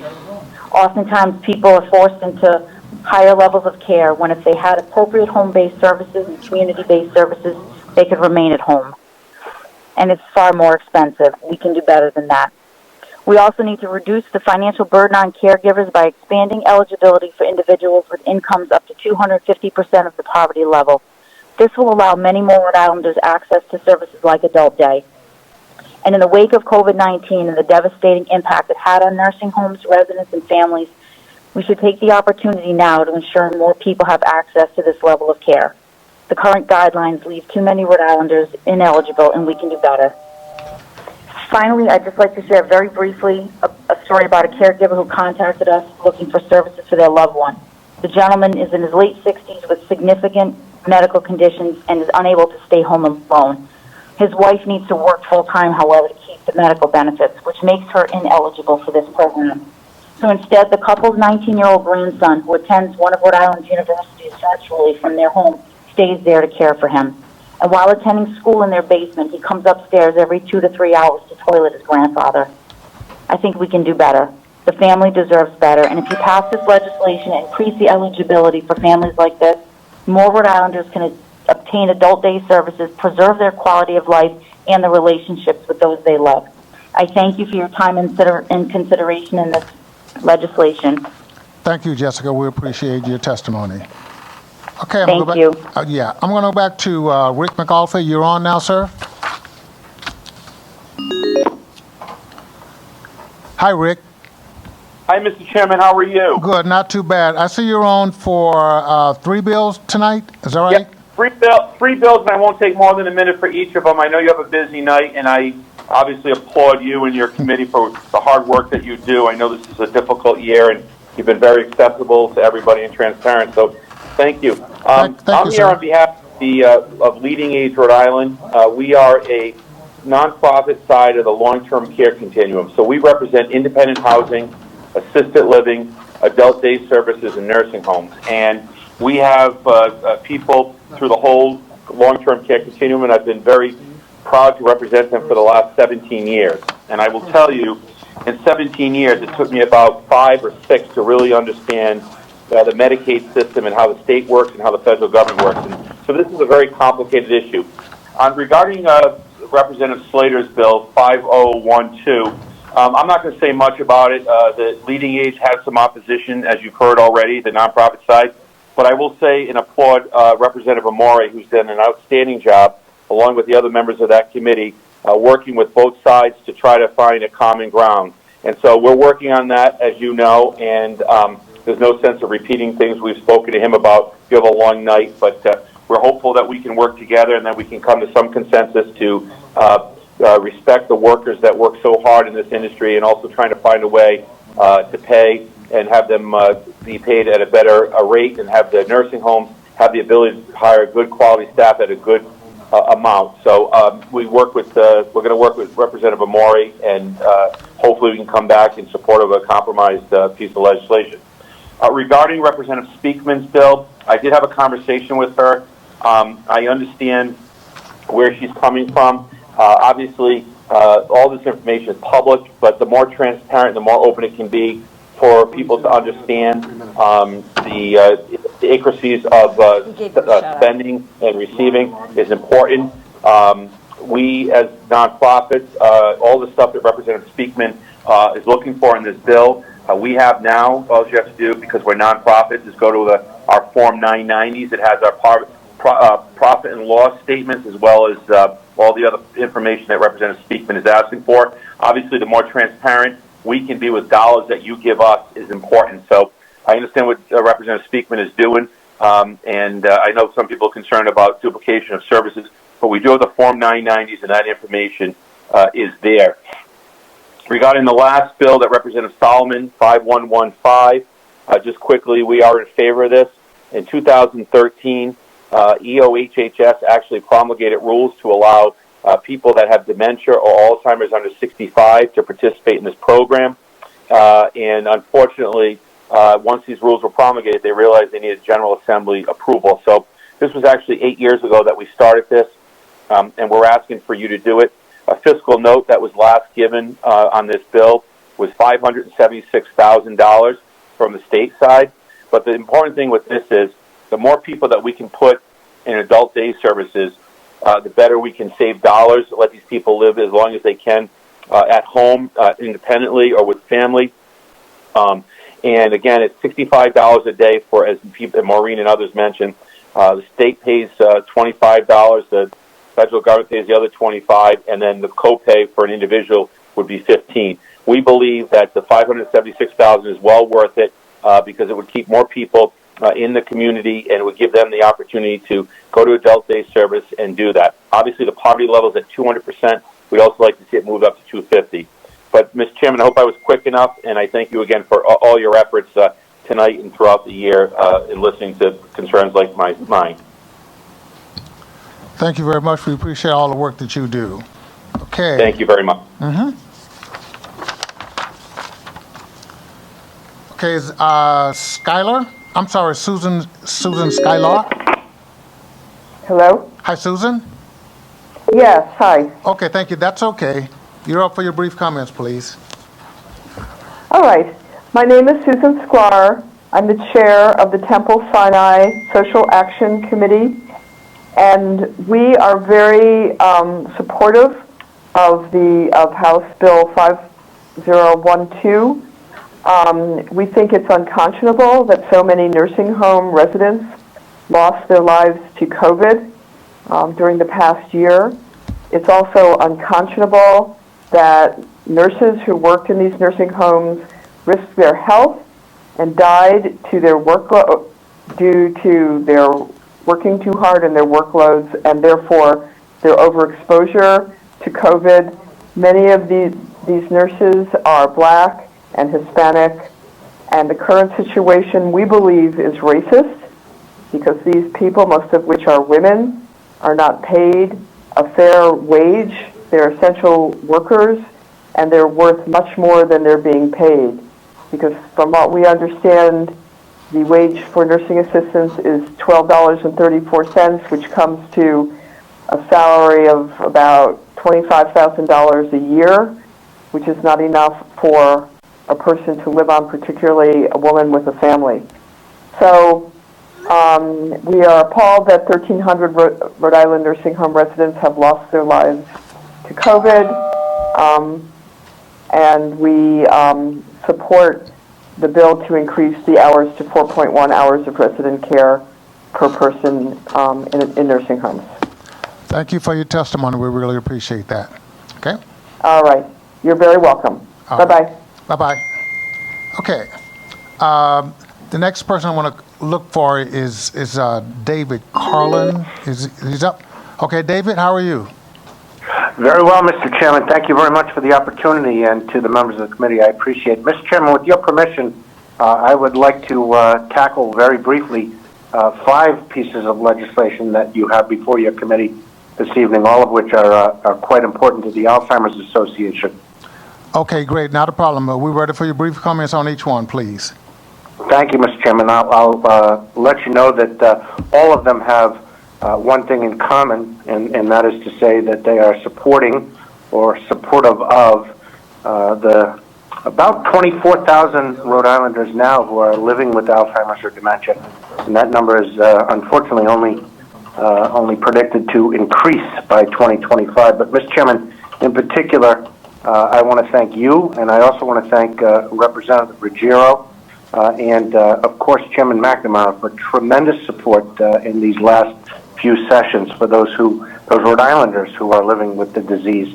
And as fellow Aquidneck Islanders, all of us, the 3, aside from Representative or Chairman McNamara that I mentioned, it's a sad fact that over 900 Aquidneck Islanders are living with dementia, Alzheimer's or dementia. So we are in strong support, Mr. Chairman and members of the committee, of Representative Chairman McNamara's legislation 5061 in particular, 5063 in particular, as well as 5796, at least a couple of which are co-sponsored by Representative Ruggiero. We are also, Mr. Chairman, in support of Representative Serpa's great legislation, which is 5793. And, Mr. Chairman, last of the bills is Representative Solomon's Bill 5115. All of these bills will support those Rhode Islanders who are living with Alzheimer's or related dementias, and those caregivers who are providing support for them. So we understand that there was difficulty, of course, more than just difficulty, that's an understatement, in fiscal 21, but the reps have been willing to reintroduce the bills for fiscal 22, and we hope that the members and yourself, Mr. Chairman, and the Speaker and others, as well as our friends and your colleagues in the Senate, will support these bills. I promise you they will go a long way to help those living with dementia, Alzheimer's, and other dementias. Thank you, Mr. Chairman. Thank you very much for your testimony and all the hard work that you do. I was going to wait before I heard a phone ringing. What I'm going to do now is read into the record really quick some written testimony so that individuals will know that their testimony is on record, and then we'll go back to the phones. And they're on various bills. For example, House Bill 5063, we have Matthew Weldon, I believe, is in support of that particular bill, but did submit written testimony. Also on Bill 5063, what's same, Matthew Weldon. Let me make sure I'm not saying it twice. That's right, 5063. All right. Then on Bill 5115, in support is the Economic Progress Institute, Healthy Aging, Hope Alzheimer's Clinic, Matthew Netto, and Rosemary Jones. These are people who submitted written testimony in support of that bill. Also written testimony was in support of Bill 5792 by Jim Nyberg is in support of that. And I'll read some others at a later time before we leave. Okay, want to make sure everybody's on the record. Okay, I think that the next person up is this Michael?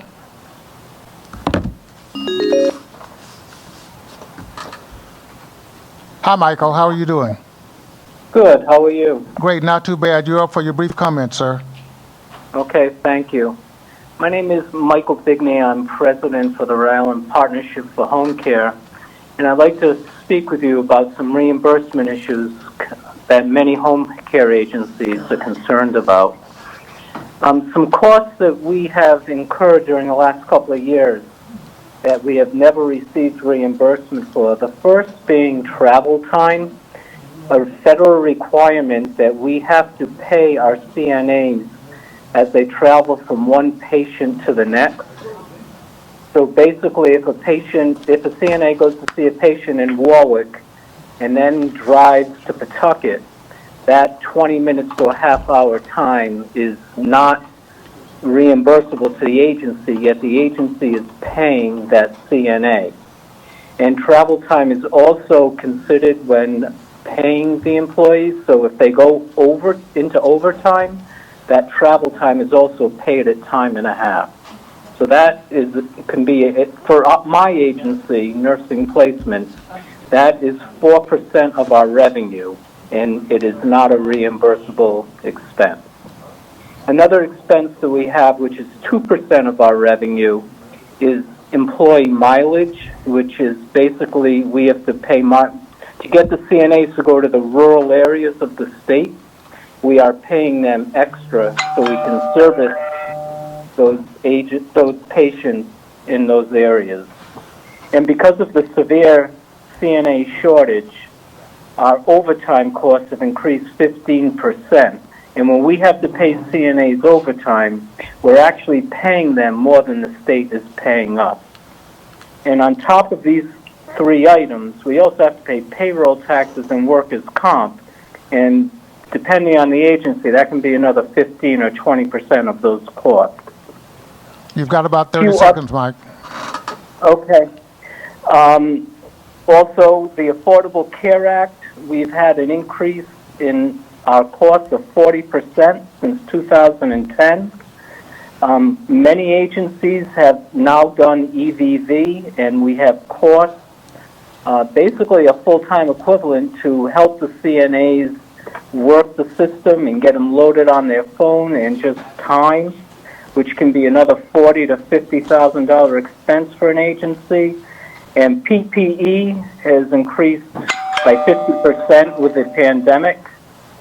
So it is my hope that you'll listen to, all the extra costs that an agency is incurring right now and be able to help us so we can survive and get some more CNAs to work for us because there's a severe shortage, as you all know. Okay, thanks for your testimony, Mike. Okay. Thank you, sir. Thank you. Okay, we're waiting for Cheryl. Cheryl? Yes. You're up. We're waiting for your brief comments, please. Okay. Thank you for your time. Hello, my name is Cheryl LeBake. I'm Executive Director for Home Care Advantage in Cranston, Rhode Island, and I serve as Vice President for the Rhode Island Partnership of Home Care. I'd like to draw your specific attention to the skilled care part of our industry, which requires a specialized skill set. Patients of home care agencies present with many difficult health issues, whether pediatric wound care or chronic diseases. The understanding and management of these various disease processes within the home care environment is critical in helping to reduce the overall costs associated with care as compared to other healthcare settings. Skilled staff, in addition to their specialty, act as caregivers, social workers, helping to coordinate long-term care needs and physician visits, as well as transportation requirements. The high demand for nurses and therapists has driven up the salary requirements of skilled staff. At current reimbursement rates, many of our providers of home care are finding they simply can't compete with the higher wages, benefits, and overtime opportunities that larger healthcare organizations can absorb. Consider this. It comes down to the hidden costs incurred by home care agencies, such as mileage, technology, remote patient monitoring, and other equipment, medical wound care supplies, also including things like PPE. Quite simply, home care agencies in Rhode Island cannot compete with current reimbursement rates as they are today. Our competition for staff includes hospitals, nursing homes, and medical practices. We are competing with their much higher wages, benefits, bonuses, and overtime opportunities. In addition, there's also another underlying issue, which is the loss of skilled staff to bordering states such as Massachusetts and Connecticut. Those states have higher reimbursement rates and can offer much higher wages and benefit packages. We tend to think we are isolated in Rhode Island. However, it is a fact that our nursing, therapy, and CNA community is being siphoned to Massachusetts and Connecticut, where things are more competitive. Families need and want All right, care for their loved ones. Thank you very much. If you have it as written testimony, you can submit it as written testimony so that you would have your full stake. Okay. But thank you very much. You're welcome. And on the next up, I believe we have Ashley.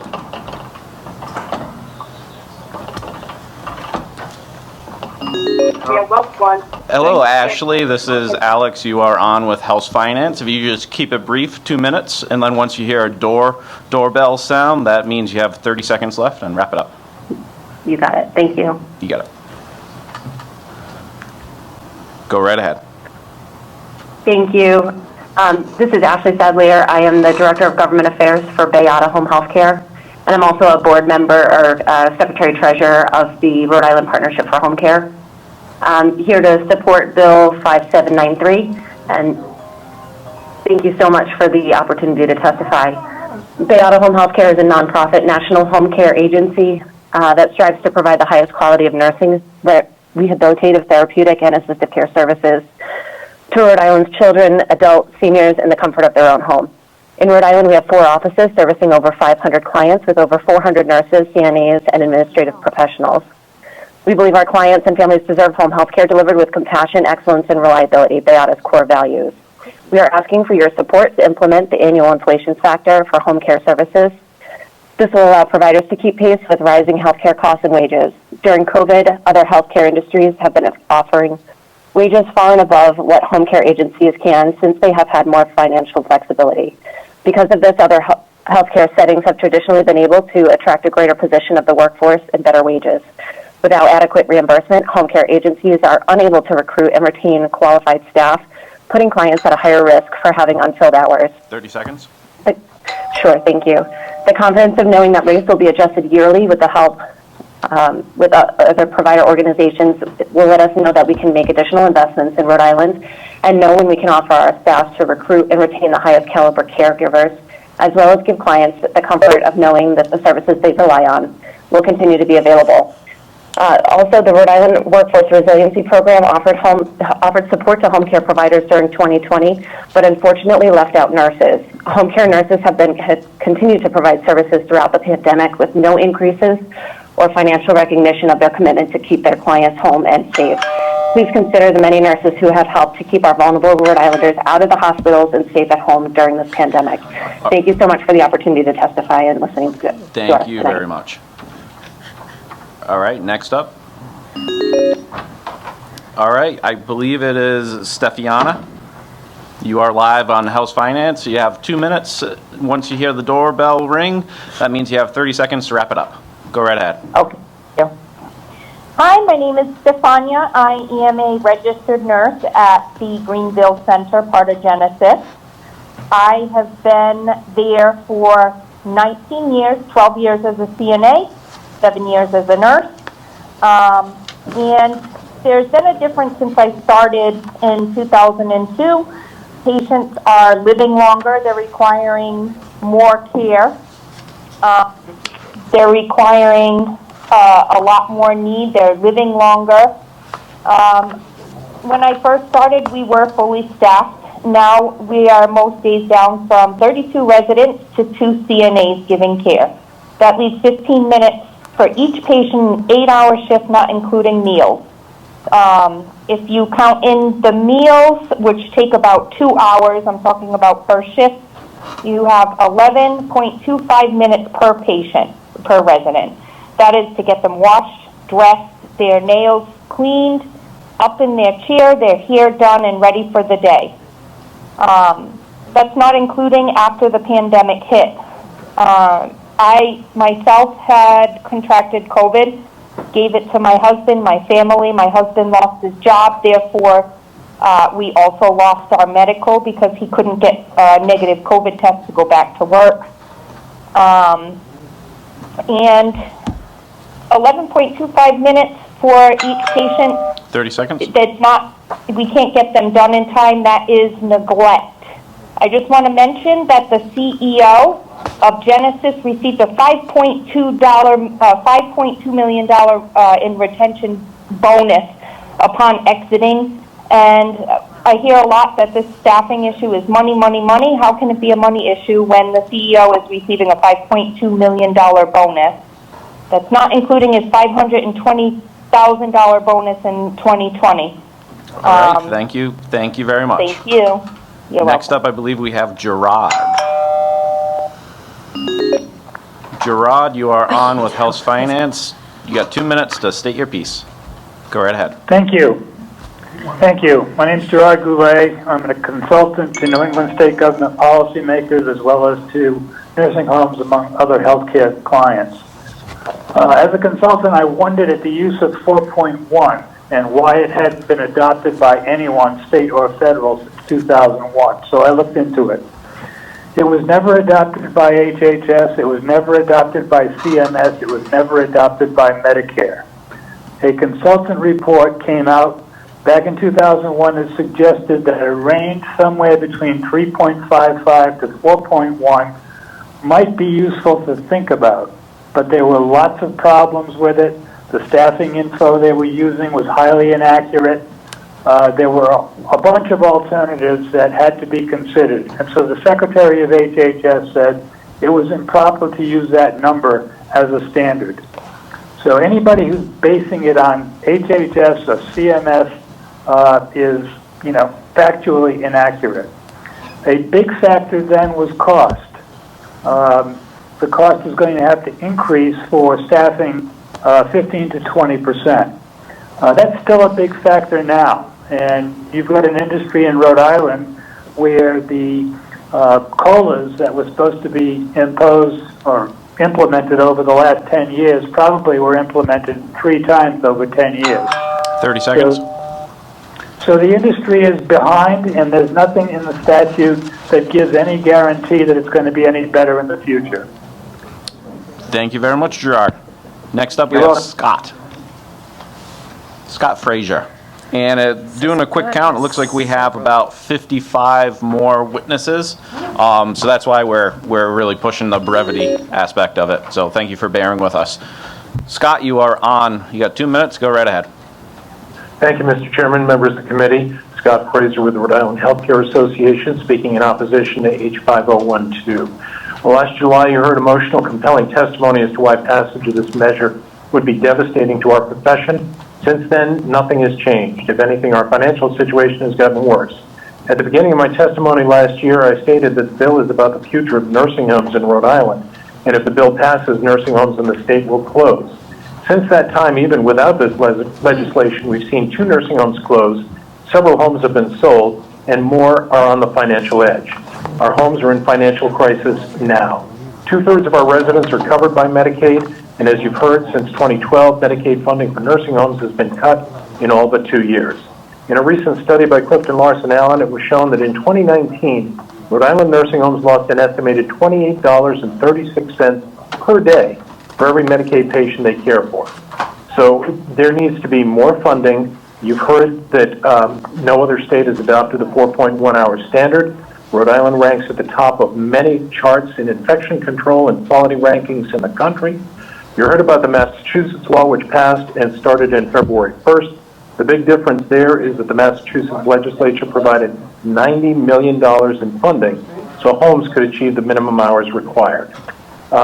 You've heard about other New England states. Connecticut has 1.9 hours. New Hampshire has no minimum. Vermont is at 3 hours. Passage of this legislation is very costly.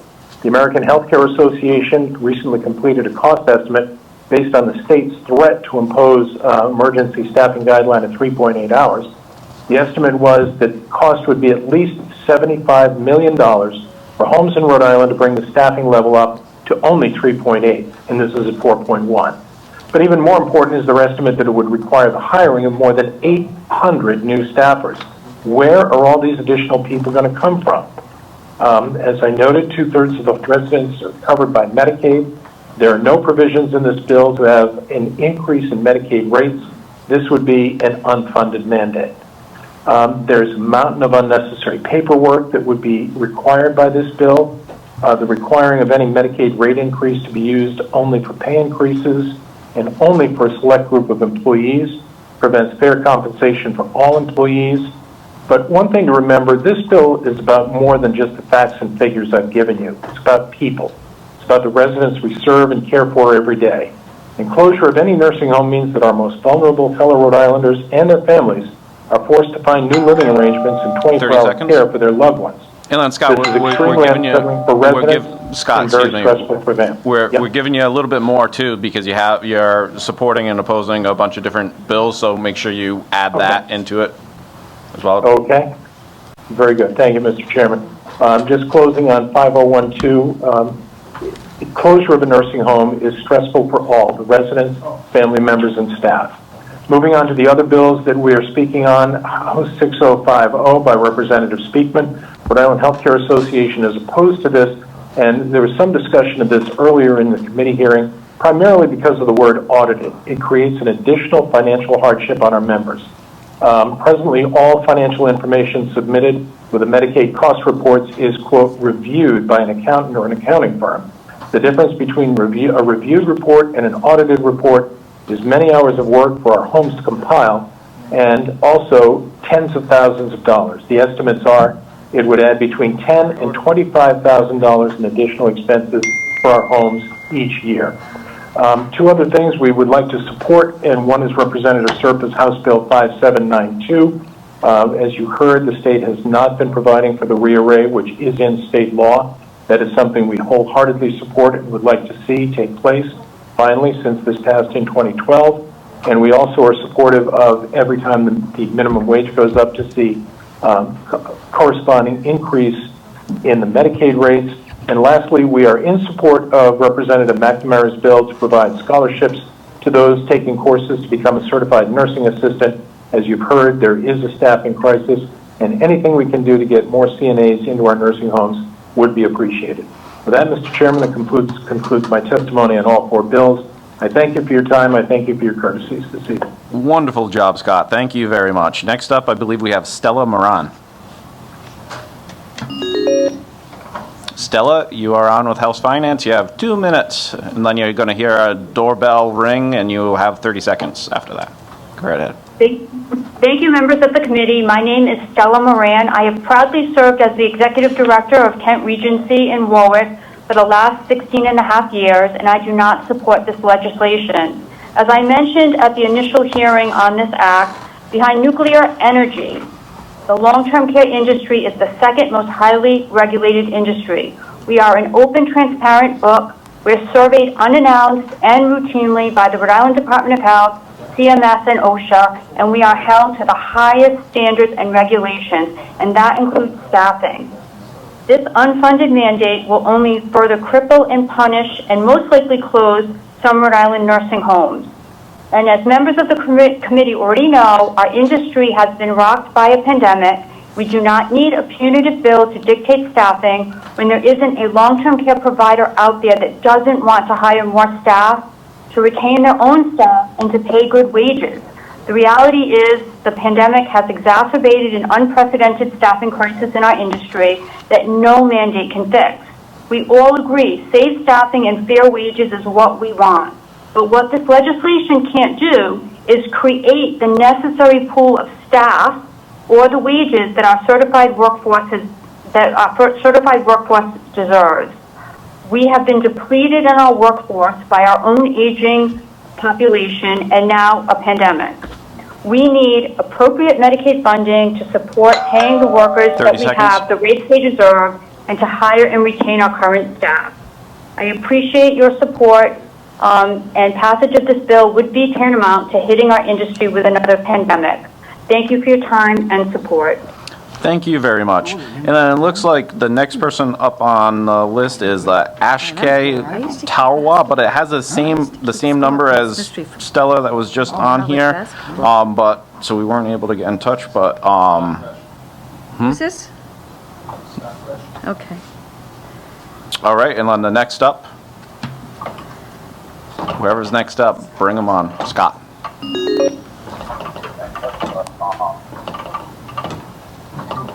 All right, Scott, you're on.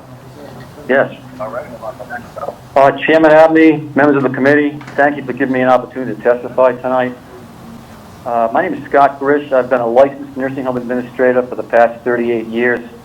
My family and I have owned and operated Cramer Meadows, a 41-bed skilled nursing facility in Cranston for the last 42 years, and I have been in the long-term care field for over 50 years. I'm going to keep my comments brief because everybody seems to be saying the same thing. We appreciate that. Thank you. And I can tell you that the health department is the regulatory agency that oversees the nursing homes in this state and every other state in the country.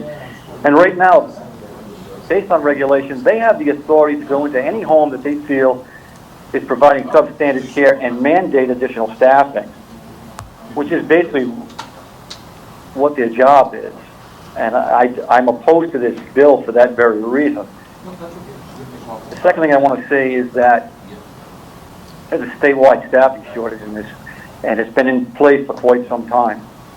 And we need to do something to provide more nurses, med techs, and CNAs for the long-term care community.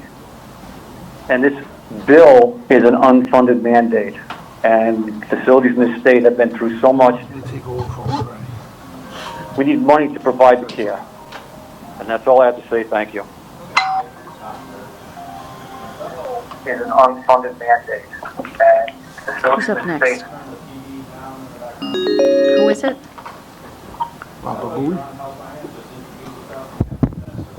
Can't hear anything. Hello, you're on live with the House Finance. You have 2 minutes to introduce yourself and tell us about your position. Go right ahead. Thank you. Thank you so much. My name is Jennifer, and I'm the administrator at Village House Nursing and Rehab. We are located in Newport. I'm here tonight to formally oppose House Bill 5012. Village House has been a staple in Newport for 45 years, and without our services, the people of Newport would have a difficult time surviving. This 4.1 staffing legislation would cripple us more than we've already been crippled. And I know that there's many reports out there that say nursing homes make a ton of money, but I am here tonight to tell you that that is simply not true. Village House is losing money, and with this unfunded staffing mandate, we are looking at additional costs of $250,000 a year. This is not sustainable, and I do not know where that money is going to come from. Homes have already closed due to the pandemic, and trust me, I can tell you more are coming. Not only is this financially impossible, where are these nursing staff going to come from? We have 6 nursing homes, 3 assisted livings, and a hospital on Aquidneck Island, and we're already competing with each other for the staff that we have. And the cost that is associated with having so many options in a small area is very difficult. If you pass this bill, we'll be forced to hire people that we may normally not hire to meet this mandate. How is this going to improve quality care? It's not. It has a potential to cause quality care to go down and abuse cases to go up. Unfunded staffing mandates are irresponsible, and national numbers disprove claims that staffing mandates correlate to quality care. In fact, Representative Slater, Rhode Island is ranked number 2 in the country for quality care without this mandate. So why are we going to fix something if it's not broken? As I've sat here tonight and listened to all the healthcare workers talk before me, needing and asking for more nursing staff to provide the residents with someone to talk to, cut nails, sit and spend time, all those things that they talked about. They are making it sound like the nursing staff are the only employees in the buildings available to do this. Although the resident to caregiver relationship is very important, there are other employees that we have in the building to provide the residents with this need, like activities, social work, therapy, etc. Please support our efforts to be sure this bill does not pass. I know the words of this bill sound good, but it is going to cripple my home and so many others, and it's going to take away the access and quality of care my residents so desperately deserve. Thank you very much for your time. Thank you very much. All right, next up. Hello, you are on live with House Finance. You have 2 minutes to state your piece and introduce yourself. Go right ahead. Hi, thank you, Mr. Chairman and members of the committee. My name is Laura Wisnowski, and I'm the former administrator of Woodpecker Hill Health Center. Despite what some have been trying to lead you to believe, the nursing home industry is not a profitable one for most in the state of Rhode Island currently. In fact, last month, after years of financial losses due to not receiving proper cost of living increases in our Medicaid rates for the past decade, we had to make the very difficult decision to close the facility. I'm speaking tonight in strong opposition to the staffing mandate, House Bill 5012. At Woodpecker Hill, our staffing ratio was nowhere near 4.1. In fact, it was right around 3, yet our quality of care was high. We were consistently ranked 5 stars by CMS. We had years of deficiency-free Department of Health surveys, including multiple surveys throughout the COVID pandemic. Our residents were very well cared for by incredibly dedicated staff, and any of the residents and their family members would vouch for that. Woodpecker Hill was without question one of the best nursing homes in the state in terms of quality and resident care without even close to 4.1 staffing levels. More staff doesn't necessarily mean better care, and the reality we're all faced with is that more staff doesn't exist. You also need to understand that we have to be selective in who we hire and who we keep employed for the safety of our residents. If we start to hire just anyone in order to meet some arbitrary staffing number, the quality of resident care may actually decline. We'd be forced to hire people we may not otherwise choose, or we'll be more hesitant to fire an employee who isn't providing the people the best care. I would like to just skip to the end because Representative Slater was just talking about nursing home closures like they're no big deal. I can't even describe to you how devastating the closure of Woodpecker Hill has been for the staff, our residents, and their family members. It was heartbreaking to watch them leave in tears to see residents being taken from their home and away from their caregivers. These are people, not just objects that you can move from building A to building B like it's nothing. This shouldn't have to happen at any more facilities, and I'm asking you to please vote against this bill to help ensure that it doesn't, because I promise you if this bill goes through, we certainly won't be the last to close. Thank you for your time. Thank you very much. Moving along nicely. Next up. Hello, you are on live with House Finance. Introduce yourself, and you have 2 minutes to tell us what position you're taking on this. Yes, hi. Thank you, Chairperson Abney and members of the committee. My name is Jason Traporian. I'm Vice President for the Mansion Nursing and Rehabilitation Center, and I'm calling in opposition to the bill. Rhode Island's elders need more resources. 4.1 does not give them more resources. It harmfully moves resources around. And I just want to say that we are a overall low acuity facility. And why is our acuity so low? It's because a significant proportion of our residents have mental health issues. And this bill is going to fund it by one standard, and it's going to establish staffing by another standard. And that will put residents who would otherwise be in my facility out on the street. So where are they going to go? They'll go to the ER, into the criminal justice system, into expensive mental health care modalities. And it will be a nightmare for them and a crisis for Rhode Island and a massive bill for everyone. The center of what we do, we're a 4-star facility. As I said, our core belief is that we believe our residents have fundamental human dignity, and our focus is for them to attain or maintain the highest practicable well-being in accordance with their plans of care. That's the center, the burning center of our lives. That's what we care about. My family has been doing this for 70 years, and this bill would destroy us. It would destroy local neighborhood nursing homes. It would take all of the, it would blow away all the neighborhood nursing homes in Central Falls. So for people who are supporting this because it is helping people of color, ask yourself, does that help folks in my diverse community? It will not. And 4.1, by the way, I want to just make sure you fact check, please, folks. 4.1 is not a federal standard. Okay, that needs to be fact checked. It comes up, it's said again and again, it's not right. And I'm not going to do it. Please talk to the RIPA folks. They'll just give you a document totally debunks that. I want to answer why nursing homes are selling to big All right, companies. Jason. I would like, If you could wrap it up, please. yeah, I'd like to address, well, listen, you guys are going to finish. You're going to finish an institution that has been serving our community for 70 years. And you're going to shut me up. You know, nursing homes are selling to big companies because the demand for our care is going to go up 30%. We're giving everybody, excuse me, sorry, Jason. We're giving everybody the same amount of time allocated, just as out of abundance of fairness, making sure everybody has the ability to speak on this important issue. If you have additional information that you would like to share, I understand this is a very passionate subject. You can provide written testimony, and that would be posted online on our website as well. With that, so thank you very much, Jason. I would like the additional time that I had taken back from your comments, please. You were actually over, and we gave you a little bit of discretion. Please allow me to wrap up, because you're about to take a hammer to skilled nursing care in the state of Rhode Island, and the facts that I have as someone who's been working in this for over a decade are not being heard.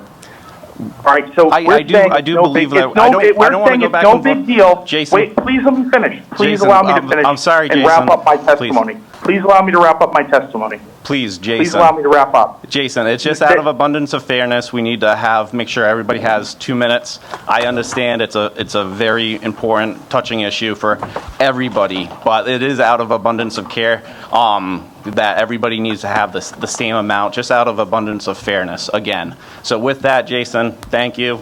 I'm sorry you didn't feel like you had enough time. Wow. But again, written testimony is always I welcome. will submit written testimony. Please, people take note. Thank you. Thank you, Jason. All right, next up. Mr. Chairman? Oh, yep. Representative Hull? I just want to be marked present. All right, Representative Hull is present and voting in the affirmative to hold all bills. Correct. Next up, hello, you're online with House Finance. Introduce yourself, and then you have 2 minutes to state your piece. Okay. Who is this? Hello. Hello. This is Rick Miga. I operate 2 small nursing homes in Warwick, Rhode Island. I've been an administrator for about 45 years. I am speaking in opposition to House 5012, and it's my belief that it's obvious that Rhode Island nursing homes are in precarious financial shape. Nursing homes provide care to about 22,000 people annually. They are a necessary part of the healthcare ecosystem. Nursing homes are not only part of the healthcare landscape, but are also large employers and contributors to the local and state economies. Enactment of H5012 has the potential to put many facilities out of business. This will disrupt the lives of 10,000 direct employees and up to 22,000 patients and their families. As administrators and managers, we believe in what we do, and we must be given the tools necessary to care for our elderly residents and for our staff. Most administrators are hands-on and in the facility daily. Rhode Island is experiencing a growth in its elderly population. Not all elders will require long-term care services in nursing homes, but our Medicaid residents meet both stringent financial and clinical benchmarks. The clinical benchmarks that our residents meet demonstrate that they are not candidates for home and community-based services. They need nursing home level care. This bill is a requiem for nursing homes. The bill provides a series of unachievable and unproven requirements without the necessary funding. It is one more in a long list of unfunded mandates that nursing facilities have been forced to deal with. The financial health of the facility is necessary to support good quality care, and there's no funding for that in this legislation. Mandating staffing ratios do not meet patient needs. Staffing must be based on acuity and of the patients and the quality of staff. Ratios do not take into consideration the design of the building, type of resident, turnover of staff, experience of staff, or the model of staffing at the facilities. This big bill becomes another long list of unfunded mandates that nursing homes are forced to accept. It is estimated that industry-wide deficit in Medicaid reimbursement approaches All right, Rick, 51 million. again, I apologize for cutting you off, but I think that was the second bell. Oh, I didn't. I got one more line. All right, one more line, wrap it up. Go It right is ahead. estimated that the industry-wide deficit in Medicaid reimbursement approaches $51 million per year. Before we think of adding regulations to our nursing homes, we must address that shortfall and then speak of the additional costs associated with this proposal. It is estimated at $75 million. I'll cut to the right to the end. This is a mandate that will surely result in closures of facilities leading to disruption in the lives of our residents. I implore this committee and members of the House to vote against this bill. The chairman knows how to get a hold of me. If there's any questions, I'll be happy to answer them, and I'll submit this in writing. All right, thank you, Rick. Next up.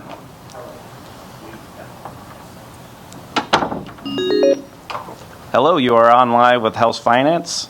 Introduce yourself, and then you have 2 minutes to talk about if you're in favor or against the bill. My name is Virginia Burke. Some of you know me. I was Scott's predecessor at RICA. I ran the Nursing Home Association for 11 years. Before that, I was an attorney with a health law practice. I taught health law policy at Roger Williams Law School. Before that, I was a practicing RN, and before that, I was a CNA. Because it's healthcare financing, the issues with this bill are so complex, it's not really possible to explain them adequately in 2 minutes. I've submitted written testimony, submitted it late, but I hope it made it to you, in which I explain the major problems with the bill. The bill's advocates have the advantage in that they have a good soundbite. We do have a very real problem of overworked, underpaid nursing home staff and a workforce shortage.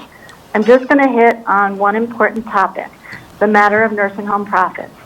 The bill reflects the assumption that nursing homes could afford to increase their staffing without increasing their funding. SEIU has spent many thousands of dollars spreading the word that our state's nursing homes are making hundreds of millions in profits.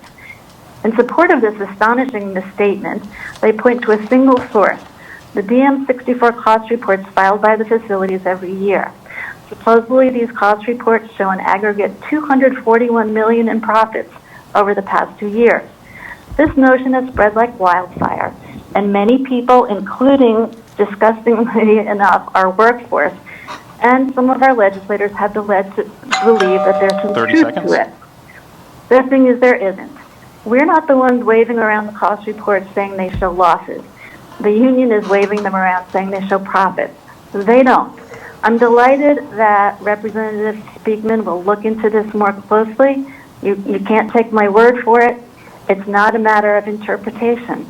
Once that falsehood is taken out of the picture, the thought behind the bill has to change. The problem is not greedy nursing home owners. The inconvenient truth is that nursing homes don't have the means to meet a 4.1-hour requirement. They're barely scraping by.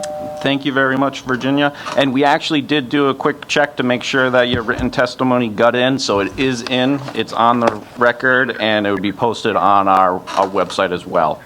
So next up, we have Maggie. All right, I believe it's Maggie. You are on live with House Finance. If you could just introduce yourself, and then you have 2 minutes to talk about your positions on the bill. Thank you, Chairman. Thank you, members of the committee. My name is Mag Rhinestone. And about 2 years ago, my dad, Bob Gershoff, opened a child nursing center, part of a continuum of care serving underserved populations in the inner city of Providence. We are one of 6 union facilities in the state, and a little over 6 months ago, we signed a new 3-year contract with SEIU, which is very similar to the staffing of H5012. So why am I speaking not in support of H5012? You've heard of other facilities talking about census is down. We are holding a consistently high monthly loss in our building, in our company, and it's not sustainable. We are facing, unless we get more funding, we are looking at worrying about closing. And I would particularly like the Finance Committee to take a look at the almost decade of Medicaid reimbursement rates that have plummeted.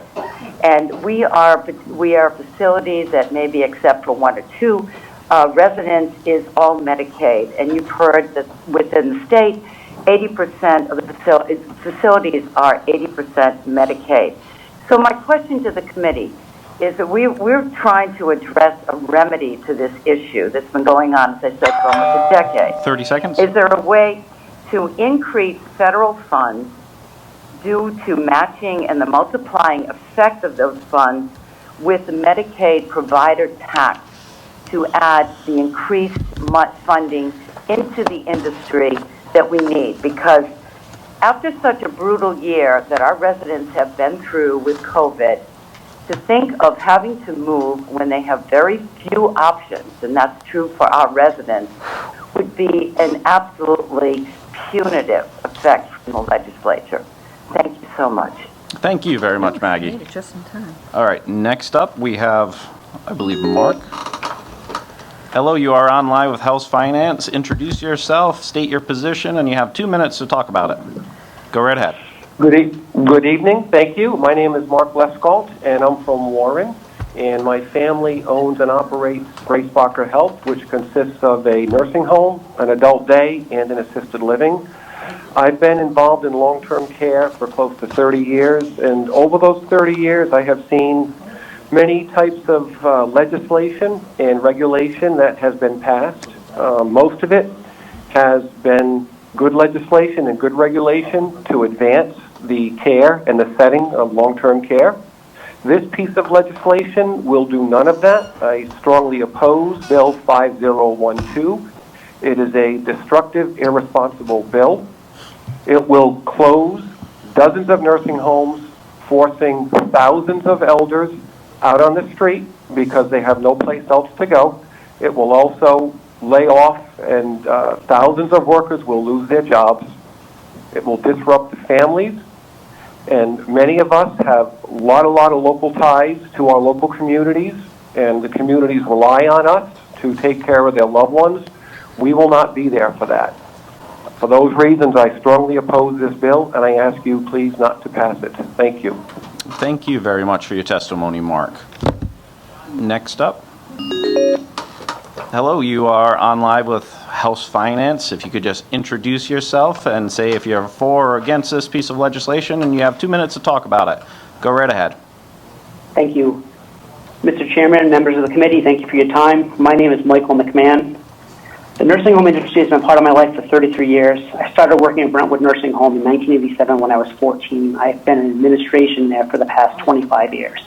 I am here to testify against the passage of House Bill 5012. We are about to enter an historic period of time in the state where, according to Rhode Island statewide planning, the population of the people over the age of 70, the people that we primarily care for, is going to see an increase of 34% by the year 2025. This means that the number of people in Rhode Island who will need care is expanding at an unprecedented rate. At the same time this is happening, the number of Rhode Island residents between the ages of 20 and 64, in other words, the workforce, is projected to decrease by 3.5%. Right now, today, we're in a period of time where the access to labor is a major issue. There's simply not enough people to fill in the existing open spots. As you heard earlier in testimony, we do not have a single facility who is not currently attempting to hire staff. We have been dealing with funding shortfalls for years, hindering this ability. When you combine this with the upcoming demographic shift, we're going to have a crisis. Now is not the time to force an unattainable mandate on an industry that is barely hanging on. Not all of our elders require nursing home care, but some will, and the numbers will clearly be increasing in the next few years. Let me be clear, the result of this bill as written will be the closure of a large portion of our industry. We're on the cusp of a period in our state's history where the demand for services that the industry provides will be at an all-time high. Now is the time we should be exploring innovative ways to meet the challenges we'll be facing in the coming months and years. Forcing a standard that does not exist anywhere else in the country, one that completely removes any possibility of creative or innovative ways to meet residents' needs, is on its face preposterous. The effect of this bill will be reducing the supply of services at a time of historic growth and demand. It will be a man-made crisis. Please do not pass this bill. Thanks for your time. Thank you very much for hanging with us and testifying. Next up, and it looks like just a numbers update, it looks like we have about 30 more folks that are waiting to testify. All right, hello, you are on live with House Finance. If you can introduce yourself, tell us if you're for or against the piece of legislation, and then you have 2 minutes to talk about it. Go right ahead. Yep, thank you. My name is Christopher Ryan, and I represent Eastgate Nursing and Rehab Center, a 68-bed skilled nursing facility that has serviced East Providence for the last 32 years. I strongly urge you to vote against the nursing home staffing bill. As of 2019, Rhode Island was ranked the second highest state in the nation for quality care measures in nursing homes.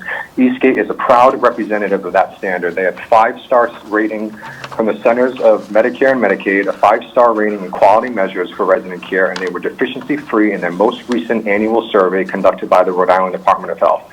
If the staffing bill is passed, Eastgate would have to hire at the very minimum 10 full-time employees to meet the 4.1 daily staffing ratio. This would add an additional $360,000 a year to the facility's expenses with no additional funding from the state. And even if they had the funding available, there still wouldn't be enough people to fill those roles. The staff simply do not exist. When Eastgate can't find the funds in the nursing staff, this bill would unfairly impose huge monetary penalties for not meeting the ratio every 3 months.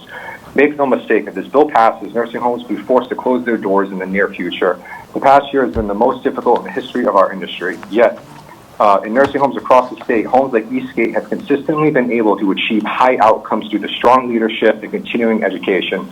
Rhode Island already has high-quality care. An unfunded staffing mandate would be a tremendous burden that would threaten not only our ability to provide that level of care, but also the very existence of our industry.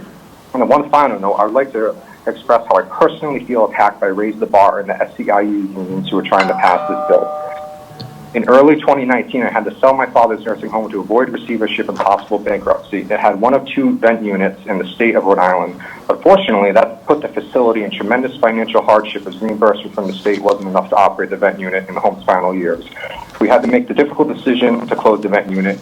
We lost over $600,000, and yet Raise the Bar is continuously stating that my facility made $1.6 million in profit when I really lost over $600,000. Simply put, Raise the Bar and the unions were lying to everyone who will listen regarding nursing home owner income. The BM64 reports were never intended to be used as financial reports, but rather cost reports to determine the Medicaid daily rates in our homes. They're taking all the revenue earned during that time period, but only including Medicaid expenses to grossly inflate their profit numbers. In my case, about 25% of expenses. You have about 30 more seconds, Chris. All right, thank you. So I asked, why are we even listening to Raise the Bar? They've never worked in our nursing homes. They haven't owned or operated nursing homes in the state for 30, 40, 50 years like many of our homes have. Let's be honest. All Raise the Bar and the unions care about is passing this bill in hopes to further unionize our homes to line their pockets to pay dues. Please don't be fooled by their tactics. Listen to everyone speaking today who actually knows and understands our industry. We are multi-generational families who know it better than anyone. Why are we even entertaining this idea from a union based out of New York? Chris, we thank you for your testimony. We have to move on to the next witness, please. But thank you very much for your testimony. Okay. Before we go to the next list of testimonies, I want to put on record some written testimony on House Bill 5115, all in support, and that was the Economic Progress Institute, Healthy Aging, and Hope Alzheimer's Center for that one. And then Rosemary Jones. Okay. For House Bill 5793, all in support, for the record, this is written support.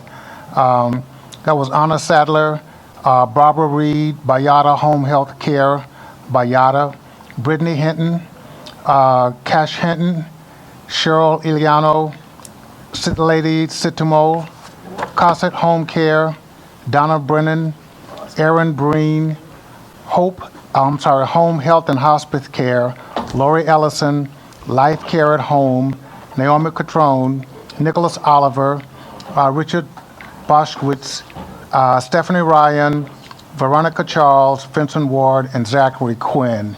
And then I'll read a few more as we get further down the line. Okay, the next witness online should be Jeff. Yep. How you doing, Jeff? Hello, Chairman. Okay, you're up. Please be brief. Okay, I'll try to be brief. My name is Jeffrey Roy. I'm strongly against the minimum staffing bill. I'm speaking on behalf of the Holiday Retirement Home, a 170-bed local health care facility in the town of Manville, Rhode Island. We care for local residents. We employ local staff members. Our facility has become an integral part of the community over the last 48 years. Through the years, we have absorbed many burdensome, unfunded mandates time and time again, but with constant building and equipment upgrades to keep our residents safe, especially during this pandemic, it's impossible to do it any longer. We have coped with the state skipping cost of living increases or just refusing to implement them. The state Medicaid program has been underfunding healthcare facilities over the last 8 years. We are having to do more with less. We cannot continue to provide excellent care for our elderly population with the addition of more and more costs. And that's exactly what will happen if this unneeded 4.1-hour minimum bill passes. I'd like to pose a question to the voting members. If their home expenses suddenly increased by thousands of dollars and their income did not increase, how long would it take for them to go bankrupt? I'm asking, who's going to care for Rhode Island's elderly population when healthcare facilities continue to close? Has everyone really thought about that? Because if this bill passes, it is a certainty. Remember in Titanic when the ship's designer said it's a certainty that the Titanic will sink? Well, don't let the state's nursing homes become the Titanic. The idea that nursing homes are hiding money is a staggering and infuriating bit of dishonesty that quickly evaporates in the light of public audits easily accessible to legislators interested in more than slogans and emotional appeal. When we truly value something like quality care for our seniors, pay for it. We don't break the very systems that maintain that care. In closing, I would like to ask two simple questions before final votes are cast. One, is the state going to put desperately needed funding into the Medicaid system to pay for this? There doesn't seem to be any discussion about this. Two, with a nationwide staffing shortage going on, where are the additional workers going to come from? Thin air? Again, I am strongly against this bill, and I would like to thank the committee for allowing me to speak. Thank you for your testimony, Jeff. We appreciate that. Okay. Katie. Katie's unavailable. This is Jennifer. Okay, Jennifer Campbell? Yes. Okay, great to have you. Okay, you're on for your brief comments, please. Okay, very good. Thank you, Mr. Chairman and committee members. This is Jennifer Campbell, and I work at Westerly Health Center. I'm calling in opposition to the nursing home staffing bill that's in front of you this evening. Quite simply, as nursing home professionals, we love our residents, and we work really hard to make sure that we meet their needs every single day. Mandating an unattainable staffing level is not the answer. We are always looking for more staff because it's the right thing to do, and we know that. But they're simply not there. To support this mandate without funding and with the threat of penalties will not make staff just miraculously appear. Ultimately, quality will suffer, homes will close, and residents will be displaced. Please be a partner with us. I ask you to oppose this bill.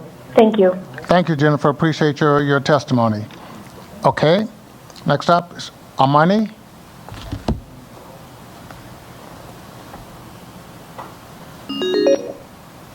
Amani, you're on. How are you? Good. How are you, Mr. Chairman? Not too bad, sir. You're on for your brief comment, sir. Awesome. Thank you. Thank you, Mr. Chairman and members of the committee. My name is Armani Sipi, and I'm the administrator of the Respiratory and Rehabilitation Center of Rhode Island, located off Tyo Ave in Coventry. We are a 210-bed facility providing short-term rehabilitation, long-term ventilator, memory, and respite services to thousands of Rhode Islanders. I'm here today to strongly oppose House Bill 5012. On average, we care for 165 patients and maintain a healthy staffing level of 3.6 hours per patient day. In order to achieve the requirements of the proposed staffing bill, we would need to staff an additional 30,000 hours annually at an average nursing rate of $41 an hour, which would cost us an additional $1.2 million annually. Overall, this bill would dismantle nursing homes from the continuity of care in Rhode Island. Thank you so much for your time. Appreciate your testimony, sir. Keep up the good work, please. Okay, Marissa?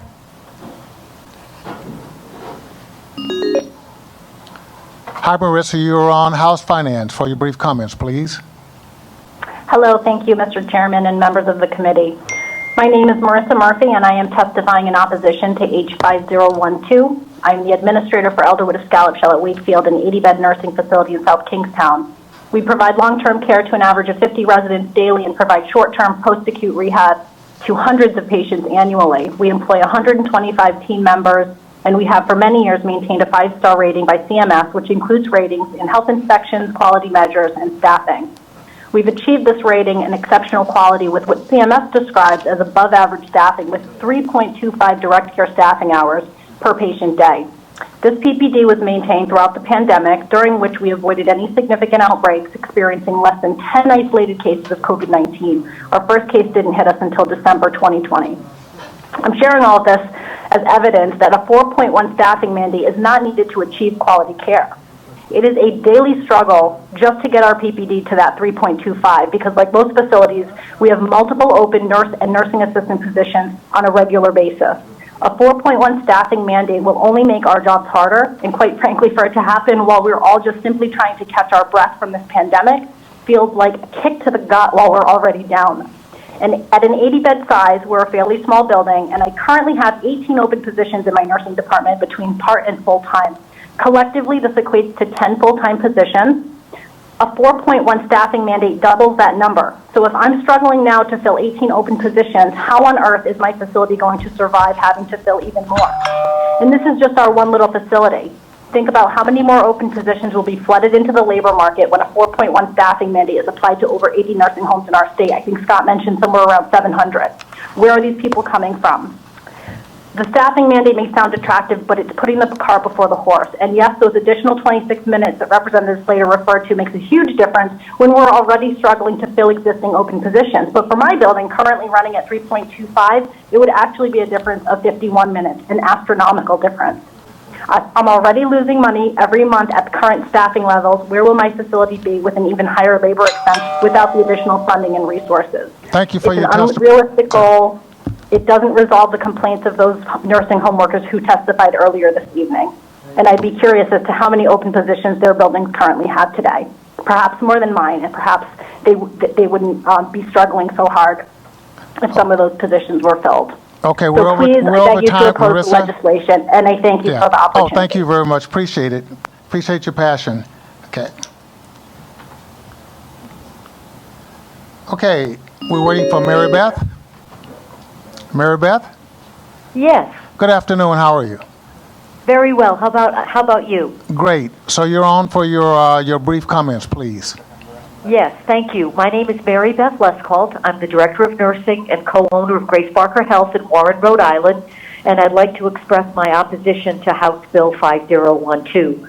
I know people have spoken about how devastating this would be, particularly to family-owned facilities, smaller facilities, but I just want to speak to the workforce development piece of this. I have been actively involved in CNA training since the early 90s, and I can tell you that people are not there.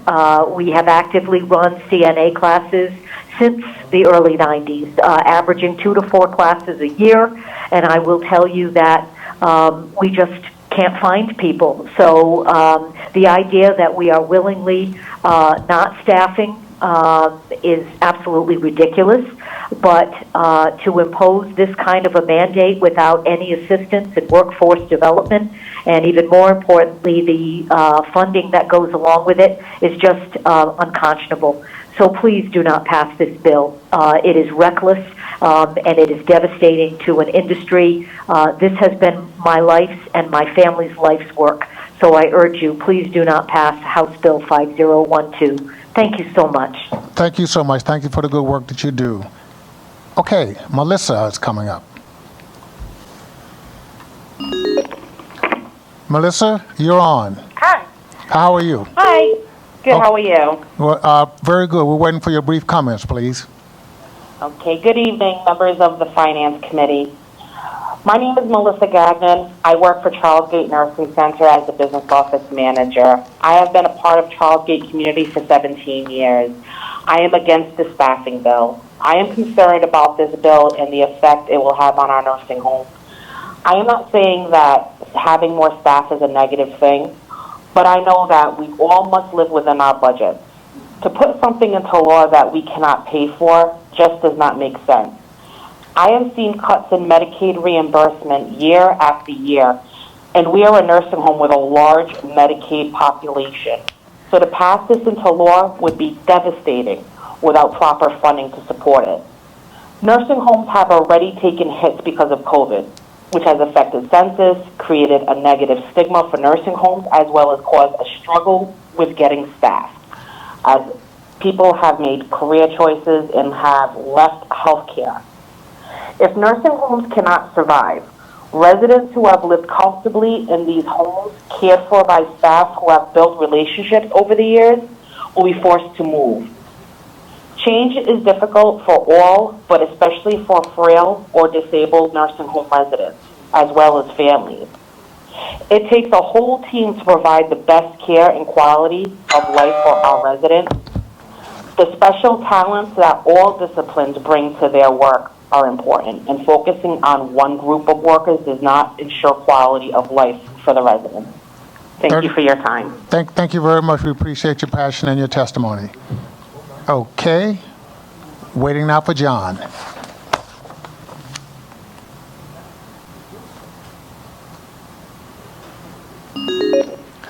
Good afternoon, John. You're on House Finance for your brief comment, sir. Hi, I'd like to thank everyone for taking my time here and your time for my opposition to this House bill. I'm the Director of Nurses of a facility in Cumberland, Rhode Island. Since the home's been in the area, it's a small community home since the 60s. We have many deficiency-free surveys that we're proud about, and we've remained a 5-star, facing the challenges that we face every day with staffing and et cetera, but we work together as a team, and this bill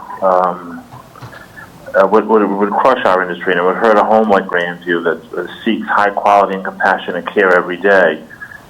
We face unprecedented challenges due to the COVID, and implementing this legislation would be impossible for a facility of any size, but especially to a smaller building like our building.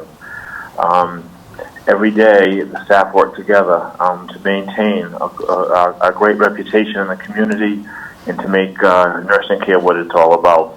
So I would like really for everyone to just think about the words that have been said and total opposition to this House bill. Thank you very much. Thank you, John. Thank you for all that you do. Okay, waiting for Nathaniel. Daniel's not available. Michael's next. Okay, Michael? Michael? Yes. You're on House Finance, sir. Ready for your brief comments. Thank you. Good evening, Chairman and members.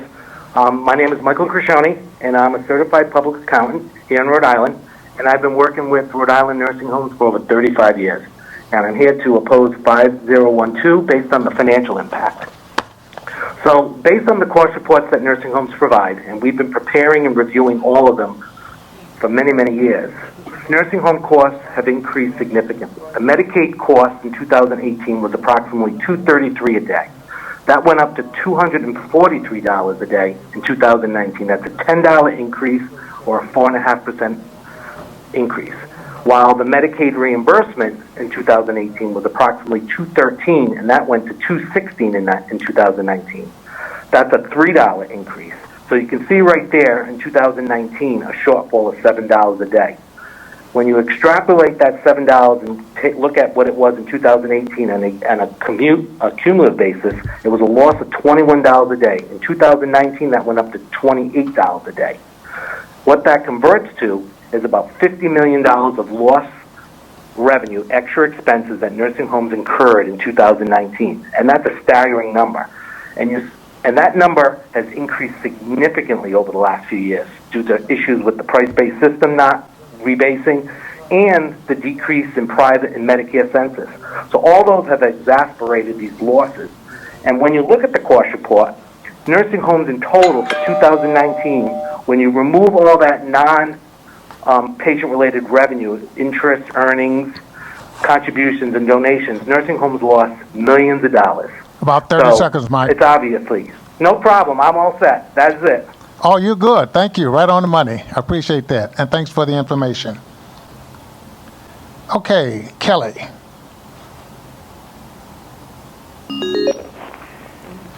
You're on the line, Kelly. How are you? Kelly? Yes. Okay, you're on House Finance. Ready for your brief comments, please. Great, thank you. Thank you, Mr. Chairman and members of the committee. My name is Kelly Arnold. I'm the Chief Operating Officer of Health Concepts, a nursing home management group that's been doing business in Rhode Island for 57 years. I want to thank you for your time, and I would like to stress to you that I am completely opposed to this staffing bill for all the reasons stated by my colleagues. I won't repeat what has been stated, but I do want to stress to you that the people who have been testifying tonight in opposition of this bill have hundreds, possibly thousands of years of nursing home experience in this state alone. It is a complicated business which we are all very well versed in, and I think it is important that you understand that we have weathered many storms in our industry, but this bill is by far the most detrimental we have ever seen. And I hope that you take that into consideration, our many years of expertise in this area, and vote against this terrible, unnecessary, and unfunded legislation. Thank you very much for your time. And thank you, Kelly. We appreciate your testimony. We hold now for Michael. Anthony, you're on line 1 for House Finance for your brief comments, sir. Anthony? Yes. Okay, you're on House Finance, line 1, ready for your brief comments.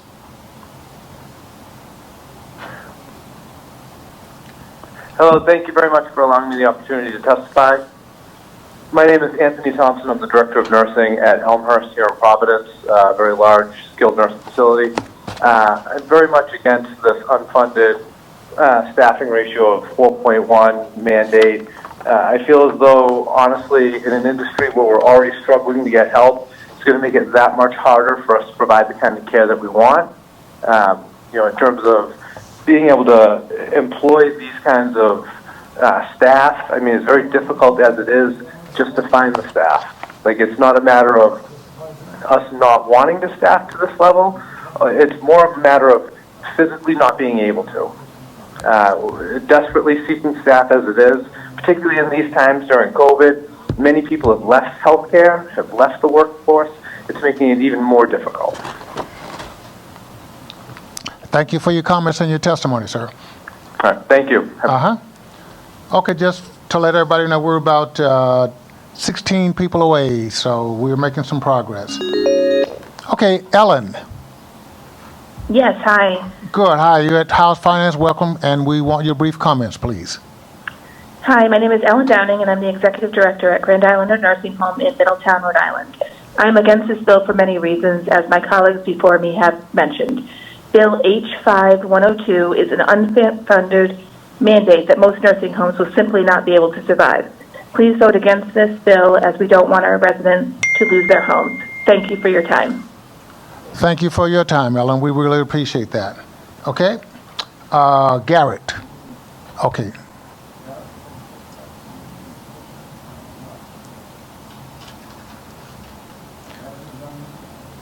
Okay, is Garrett on? Garrett, how are you doing? Good, how are you? Not too bad. So we're waiting for your brief testimony. Okay, thank you. Thank you, Mr. Chairman and members of the House Health and Human Services Committee.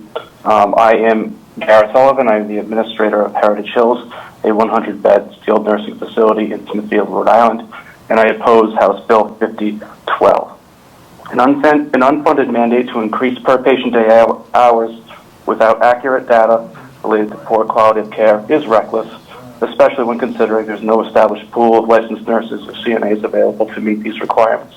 Again, I do want to agree with all of my esteemed colleagues and professionals who spoke tonight in opposition of this bill, and also want to point out the fact that earlier in the evening, one of the committee members themselves stated that the pandemic exacerbated the staffing crisis. How will passing a mandatory staffing bill of 4.1 hours create the staffing pool needed to reach those requirements? We don't have the staff, we don't have the individuals running into nursing facilities wanting to work here, and we don't have the funds. We all want to provide the highest quality of care. We all want to be there for our residents, and I prefer 5-6 hours, per patient day. But without the resources and without the individuals in the state house to help us get there, it's never going to be achieved. I wholeheartedly, wish you all to take a look at this bill and, revise what needs to be done to make us able, as a nursing home industry, to provide that care that we so desire to provide. Thank you. Thank you for your testimony, Garrett. Appreciate it. Okay, Tracy. Hello, Tracy. Hello. Good evening, Mr. Chairman. Good evening. How are you? We're ready for your brief comments, please. Great.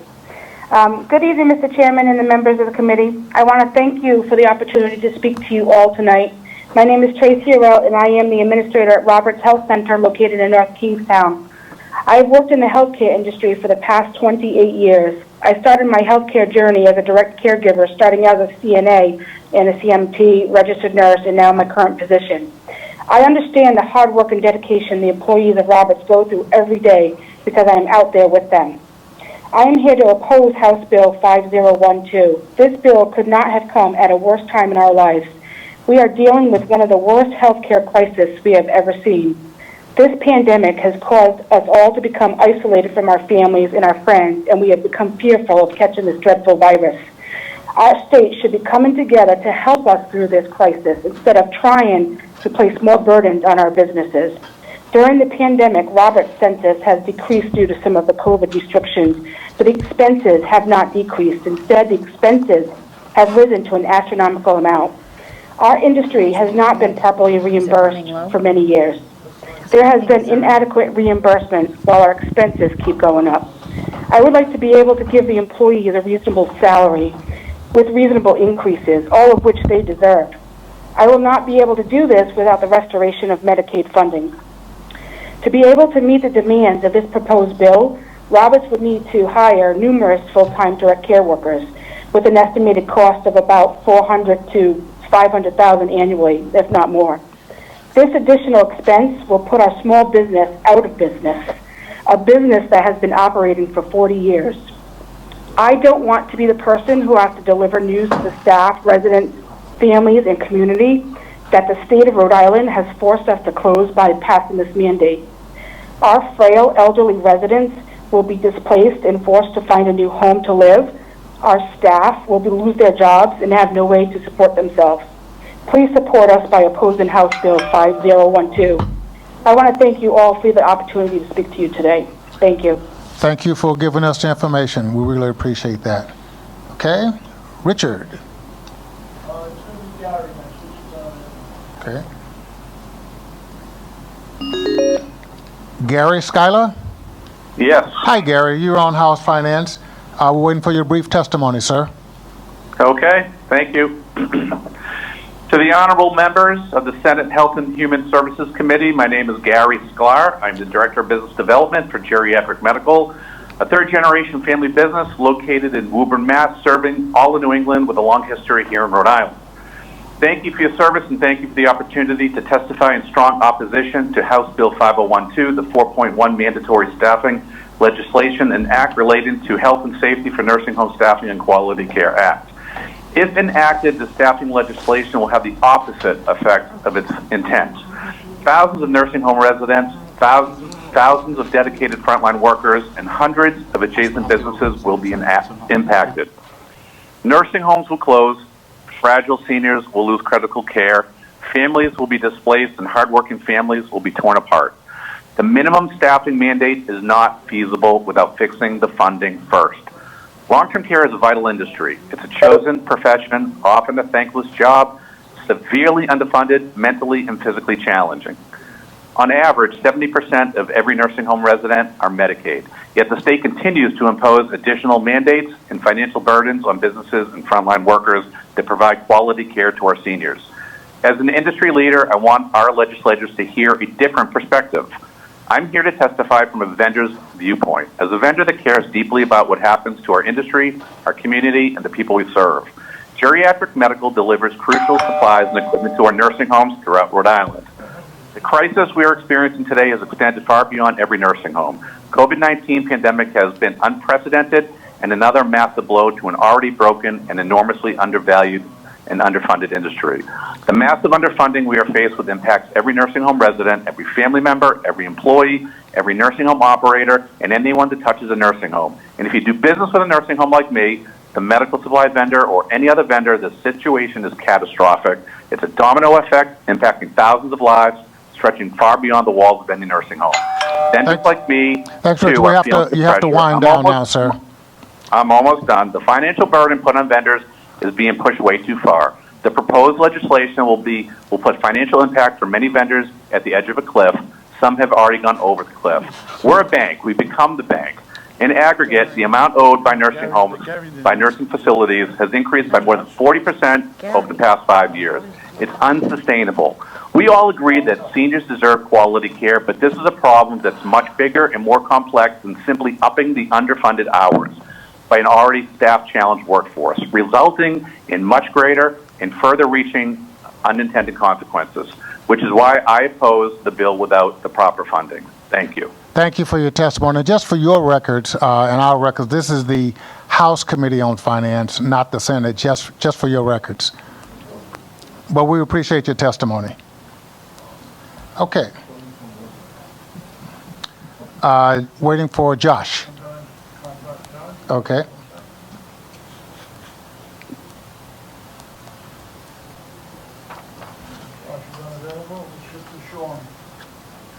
Okay. Sean? Hi, Sean, are you there? Hi, good evening. Yes, I am here. Can you hear me? Yes, I can, very well. We're ready for your brief comments, please. Okay, thank you so very much, and thank you for taking this time this evening to hear me speak. My name is Sean Canoyer.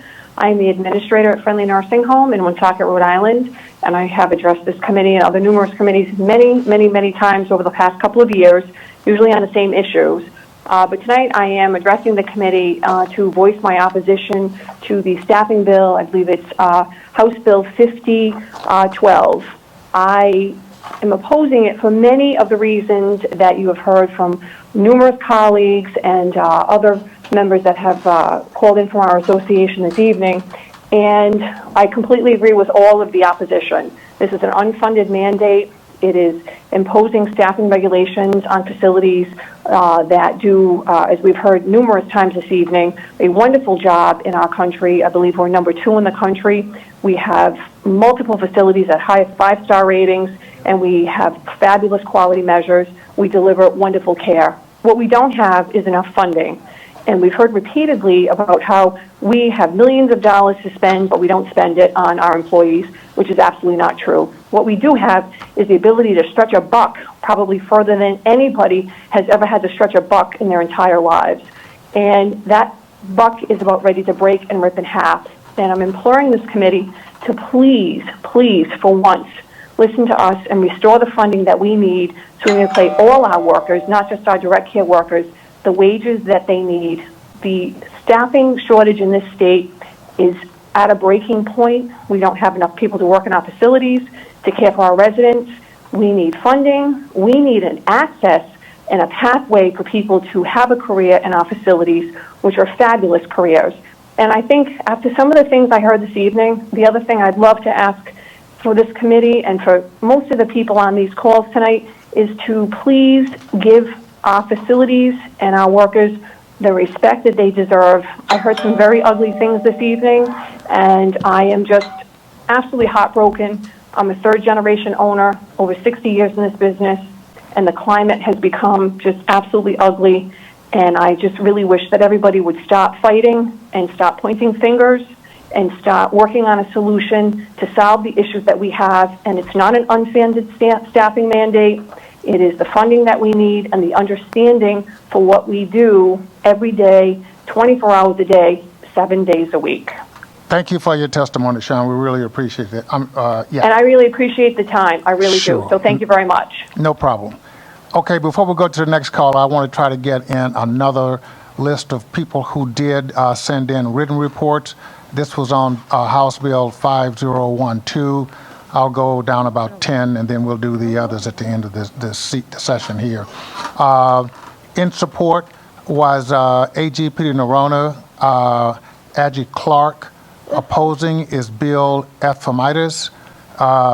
Supporting is Charles Feldman, Don LaRoche, Don Ward, Deborah Armfield, Flashade Badru, George Nee, and Hugh Hall is opposed.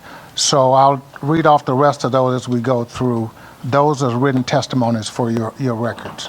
Okay. That was Sean. Do we have Ben on the line? Ben? Hi, Ben. How are you? I'm good. How are you, Chairman? Thank you for the Not too opportunity. bad. Hanging in. Okay, we're ready for your brief comment, sir. Okay, thank you very much.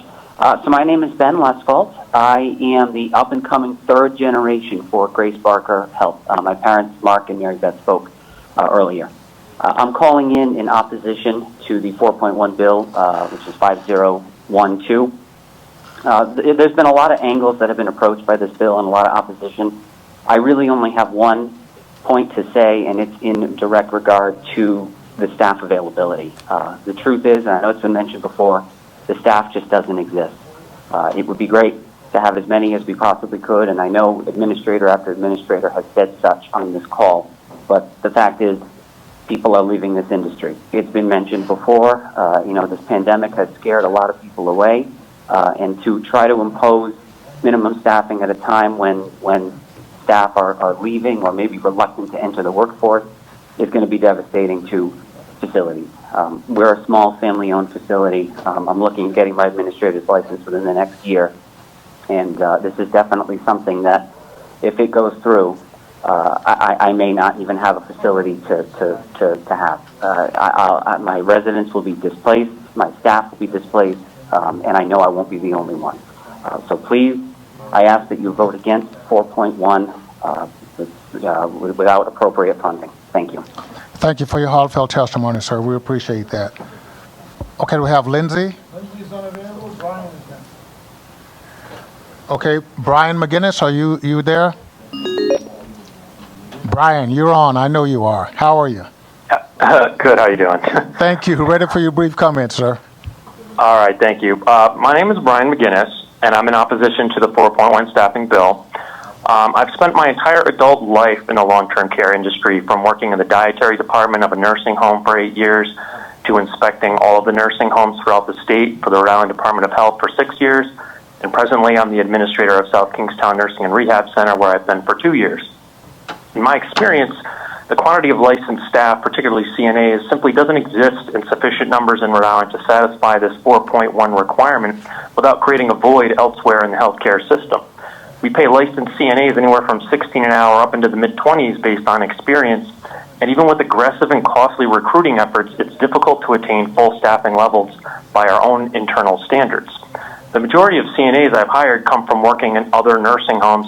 Recently, I've received staff from a sister home that had shut down due to insufficient Medicaid funding. On an industry level, this is tantamount to robbing Peter to pay Paul. Should this bill pass, I would need to hire roughly 18 more full-time nursing employees. Where are they going to come from? If from another facility, then what is the logical conclusion? When the music stops, there will be many homes which won't have the staff to hire, and closure would be imminent. That is assured by the draconian fines imposed by this bill for noncompliance. The bill offers a ridiculous 2-month period from implementation for facilities to get into compliance. We're already trying to hire as many CNAs as we can for a fair wage. It could never meet this quota. This bill would seek to drive us into the ground financially for something that isn't even within our control. All this, of course, is assuming that a 4.1-hour mandate is a meaningful or desirable standard in the first place. At present, staffing patterns are driven by the acuity level of the residents in addition to many other considerations. If it were the case that one or more nursing homes were chronically or intentionally understaffing, then the result of this practice would be readily apparent in the quality of care delivered. There are already extensive mechanisms in place to address this in Rhode Island. Nursing homes are subject to routine, unannounced inspections enforcing minimum standards of care established both at a state and federal level. The DOH is required by law to investigate public complaints, and citations may be issued which can include civil monetary penalties and require corrective action.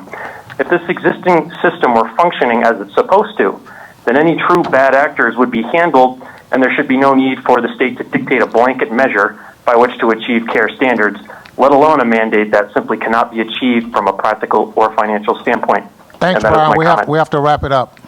Of course. Thank you. I'm done. Okay, thank you very much for your testimony. It was helpful. Okay. Beverly? Okay, Beverly, you're on, please. This is House Finance. Hi, Mr. Chairman. Thank you for taking my call. Thank you. We're ready for your brief testimony, please. I'm calling in opposition to H51-2 for many of the reasons stated. I'm the Director of Nurses at Overlook Nursing in Pasco, Rhode Island. And as the Director of Nursing, I have the unique opportunity to see this industry from both the healthcare side and the finance side. This bill is dangerous and reckless in the fact that we do not have a pool of employees to pull from. Every nursing home in this state is pulling from a depleted source of employees right now. I can tell you I have about 100 resumes sitting on my desk from the past 3 months of people I have called, scheduled appointments with, and they don't show up. It's not that we don't want to have adequate staffing. We possibly cannot do it, as stated, because of the depletion in the work pool. Census is poor right now, and yes, COVID had a lot to do with that. These facilities are not making money. You put this bill in place, fines will ensue. The bill states that for every facility who has 3 consecutive quarters of fines, Medicaid funding will be stopped. We all know the majority of residents in our homes are Medicaid residents, and this is where your dogs will show. It's very unfair. It's, as I said, reckless and dangerous, and it's just not possible. It's simple math. It's just not possible. Well, thank you so for much. your time. Yeah, thank you for your time and your testimony. We really appreciate it. Okay. Peter is up next. Peter, do we have you on? I'm here, Chairman. Good. How are you doing this evening? I'm doing very well. How are you? Okay, we're ready for your brief comment, sir. Great. Thanks for the opportunity.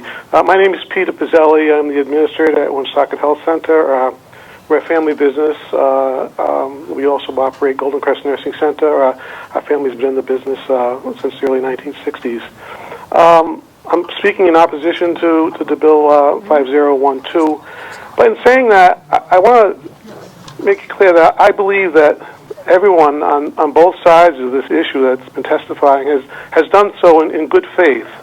All of us have one really goal in mind. That's the well-being of our residents. And we in the industry know that we have a duty and an obligation to do the very best we can for the frail and vulnerable people, the most frail and vulnerable people in our society that we take care of. But at the same time, the state has that same duty and obligation to provide us with the resources that we need to get the work that we need to do done. The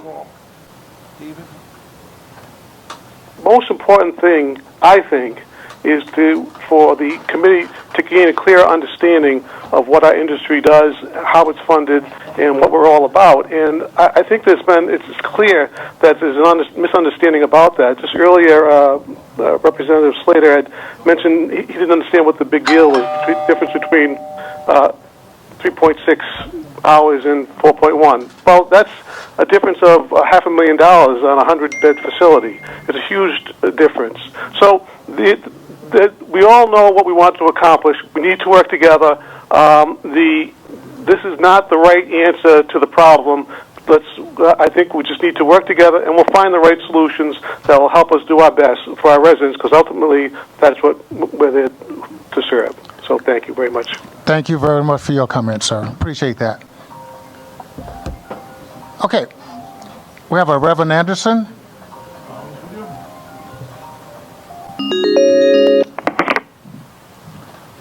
Reverend Anderson.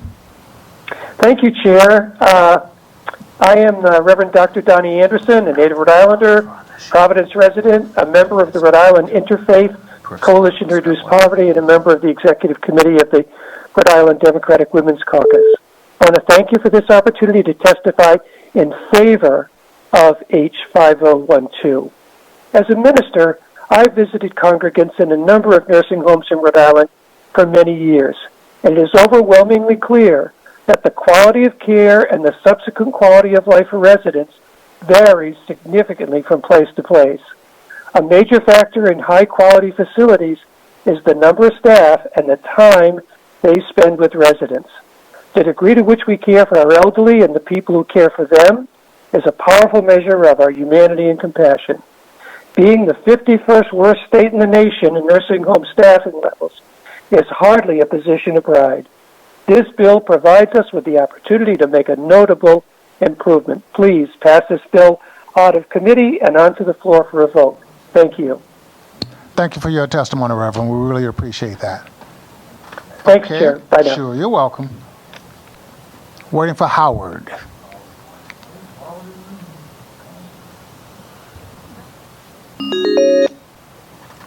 Hi, Howard. Are you on?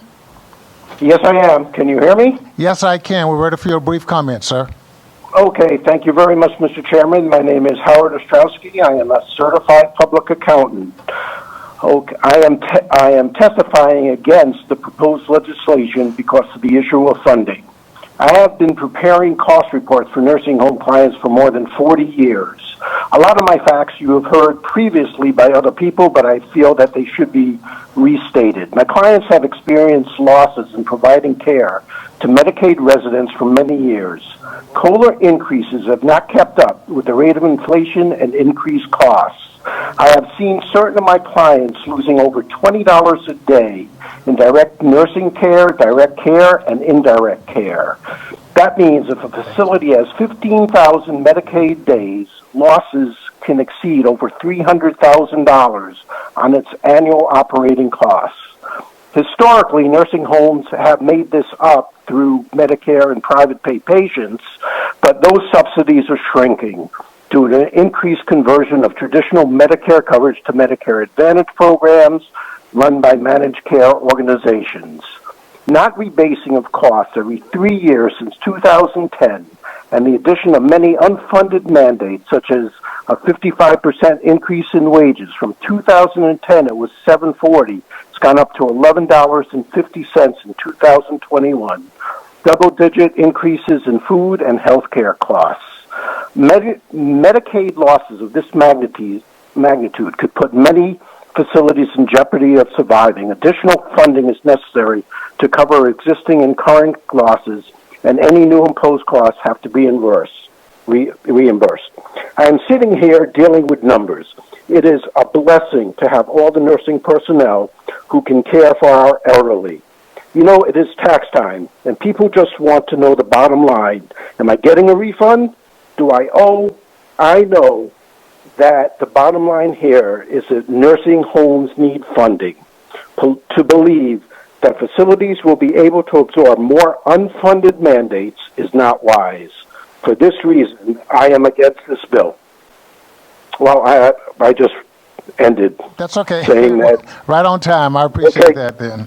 Thanks for your testimony. We can use all of that. Okay? Next up is Liz. Liz. Yes. How you doing? You're on House Finance, and we're ready for your brief testimony, please. Thank you, Mr. Chairman. I just want to let you know that this bill 5012 is an unfunded mandate. It's not based on anything. You're asking us to just add bodies to the schedule to meet a cookie cutter, one-size-fits-all number that doesn't make sense. And where are we supposed to find these bodies? Do you know what an insult just adding bodies is to our current dedicated, hardworking, brave staff who risk their lives running into our facilities every day while the rest of the world was running home to stay safe? Most of the people who work in long-term care, we don't treat it as a job. It's our calling. And COVID made that very clear. Most of my staff, including myself, got COVID, but that didn't stop us from getting back to our residents as soon as possible because we know they needed us. I'm sick and tired of always having to defend ourselves and the work that we do. The negative publicity surrounding nursing homes is a disgrace, and it couldn't be further from the truth to what actually takes place in our homes on a daily basis. To see the love and strength and compassion that is shown would make you think twice about what you believe you know. We need to be supported and funded properly from the state of Rhode Island so we can increase our wages and benefits to those that work to better the lives of the elderly in our state. I work for a family-owned business that only does business in Rhode Island, and who have been in this industry for over 50 plus years, doing right by our employees and especially the residents. Our company supports our employees by offering competitive starting wages, as well as various programs, including yearly raises, 401ks, tuition reimbursements. We celebrate milestones, you name it. That's why we have employees that have longevity. This mandate would cost my building close to $1 million. That's money that I don't have. If I had that money, I'd rather do it for my current employees than spend it on so-called bodies like this bill mandates. We have about 30 seconds, Liz. We lost 45% of our residents last year, and we saw things and went through things that has forever changed all of us. Please understand that we are trying to pick up the pieces here. We're not manufacturing products. We're human beings taking care of human beings that cannot take care of themselves. This bill would force us to close, and then what are these residents going to do? Haven't they been through enough? And earlier, Representative Slater stated that he wasn't concerned about the closures that are going to happen. I suggest you reconsider that, Representative Slater. Comments, Liz. Where will they go? Thank you, Liz. Thank you for your comment. Okay. Nicholas Oliver. We have Nick on the line. Hi, Nick. How you doing? Good evening, Mr. Chairman, members of the committee. Good evening. I see you have two bills. Is that correct? That is correct. Okay. One in favor and one in opposition. Okay, we're ready for your brief comments, please. Thank you, Mr. Chairman, members of the committee. My name is Nicholas Oliver. I'm the Executive Director of the Rhode Island Partnership for Home Care. The bill that we're in support of is Chairwoman Surface 5793. I won't repeat the talking points of the providers that spoke previously. I just want to express that this bill proposes specific and targeted financial support to alleviate the primary pressure points incurred by home care and hospice providers that deliver health care services to Rhode Island's vulnerable, homebound Medicaid beneficiaries. As far as Chairman Solomon's House Bill 5115, I am in the unfortunate position to oppose this bill on behalf of my association. It is a good bill and a thoughtful expansion for two vulnerable homebound patient categories. However, under the current operating environment and reimbursement structure by the Office of Healthy Aging, or OHA, home care providers cannot operationalize the expansion of this program at this time. The key problems that I outline in my letter are the wage demands for CNAs that are not commensurate with the current reimbursement rates. There's a significant problem with our ability to collect OHA copays, and then the workforce restrictions imposed by OHA that prevent us from filling these cases. We've addressed these issues with OHA leadership, but there's never been any resolution to these issues. Until these issues are adequately addressed by OHA, passing this bill would only create a longer wait list for services and amplify the frustration by beneficiaries and their family caregivers, as well as home care providers. We're happy to work with the committee, the bill sponsor, the advocates, and the OHA director to resolve these issues, but please do not pass this bill until these issues are resolved for home care providers. Thank you, Mr. Chairman. I hope that was brief enough for you, and I wish you and the committee good health and have a good evening. Thank you, Nick. We really appreciate your input all of the time, and it was brief enough for me for this, but we just had so many people. We wanted to make sure everyone had a chance to speak. Okay, as an update, it looks like we have, by my count, 4 more individuals to go. And we tried to reach this Joan Wood. Okay, Joan? Yes? You're on House Finance for your brief comments, please. Good evening, Chairman, Mr. Chairman, and House Finance Committee. I appreciate the time this evening. My name is Joan Woods, and I'm the CEO of John Clark Retirement Center in Middletown. John Clark is a small, not-for-profit community that serves and supports 60 nursing home residents. John Clark is also a 5-star rated center by the Centers of Medicare and Medicaid Services. We provide excellent care for our residents. I'd also like to point out that John Clark is a nonprofit member of the Rhode Island Healthcare Association, right, that does support all nursing centers, both for-profit and non-for-profit. John Clark is a very competitive employer. We pay a minimum of $15 per hour for our nursing assistants, not including shift bonuses, and still cannot find staff. We have had a CNA advertisement out for most of the year, including offering sign-on bonuses. We have not been able to fill the few positions that we have open. Where are we going to find the staff to meet the demands of this proposed legislation? Despite our issues finding new staff, we do not have a retention problem. Our staffing already exceeds state and national benchmarks. We are providing excellent care and services to our residents and employees despite being chronically underfunded by the state.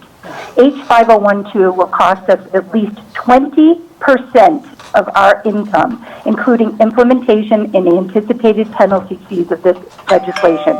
We will be bankrupted before the first year is out. I am telling you that I am not saying this lightly. You will put us out of business if this passes, and 60 residents will be displaced from their beloved home, and 80 wonderful employees will be out of a job.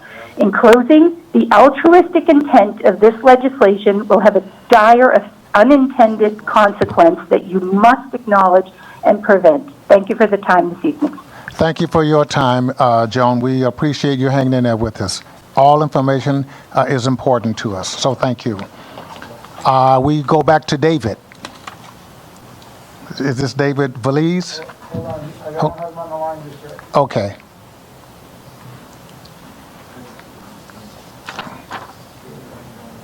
While we're getting David on the line, I'll go back to House Bill 5012 for those who had turned in written information. That's Kathleen Burke, Katrina Woodward, Kelly Nevins, Marcia Mayfio, Maria Duno,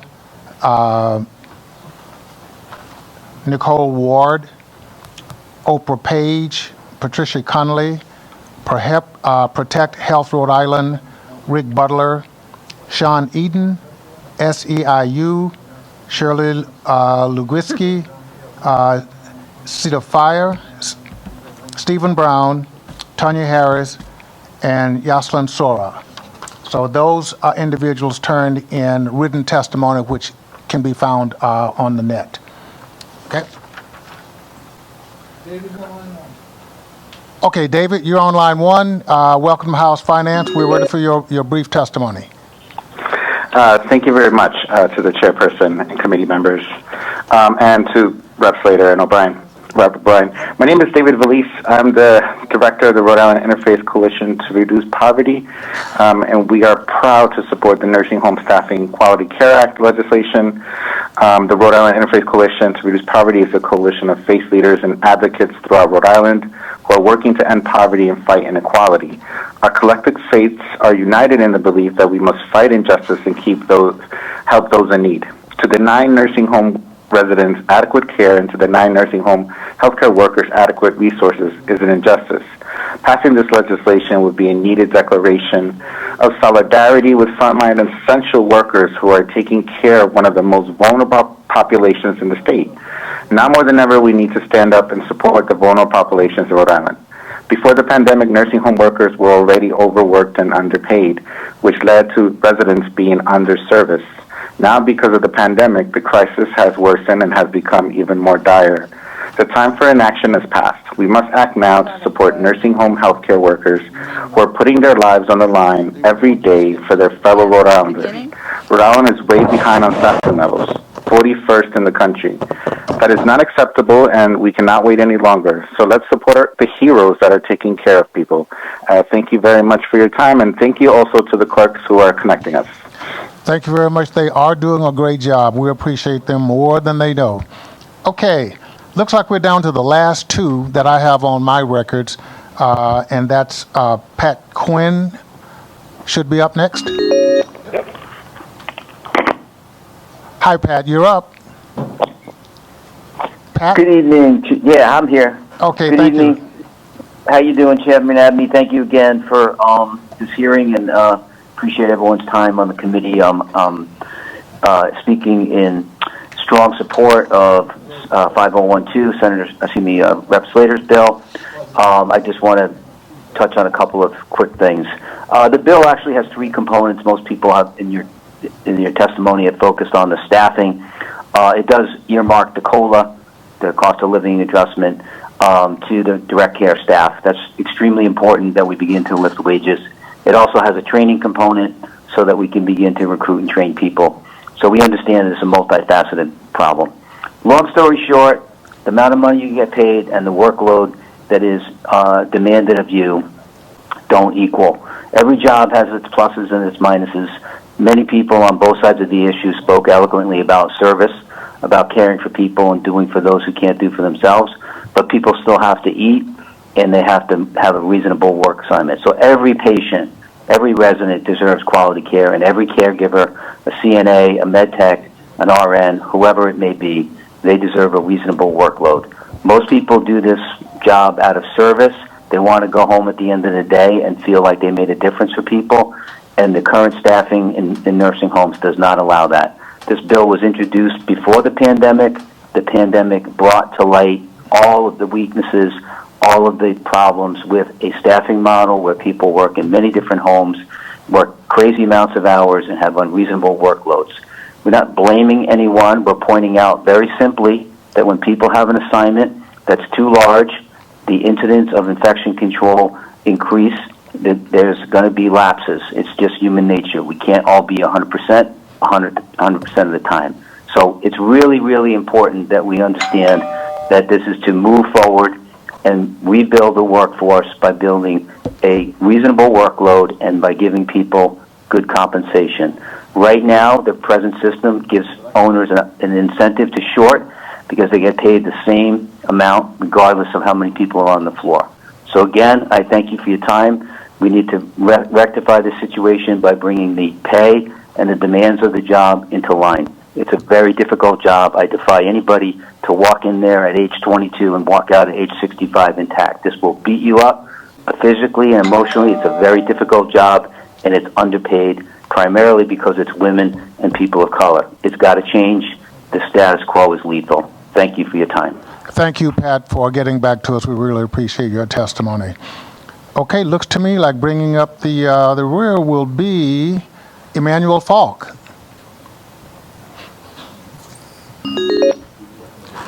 Emmanuel, how are you? I'm good. Good, Am good. I live, Chairman?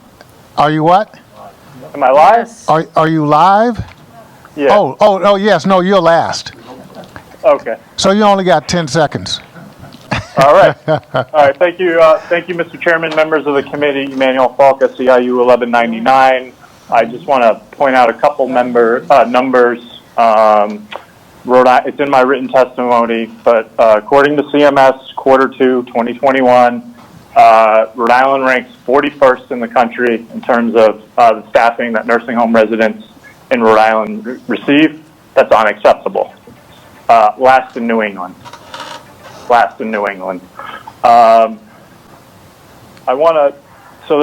are different actors within the nursing home industry.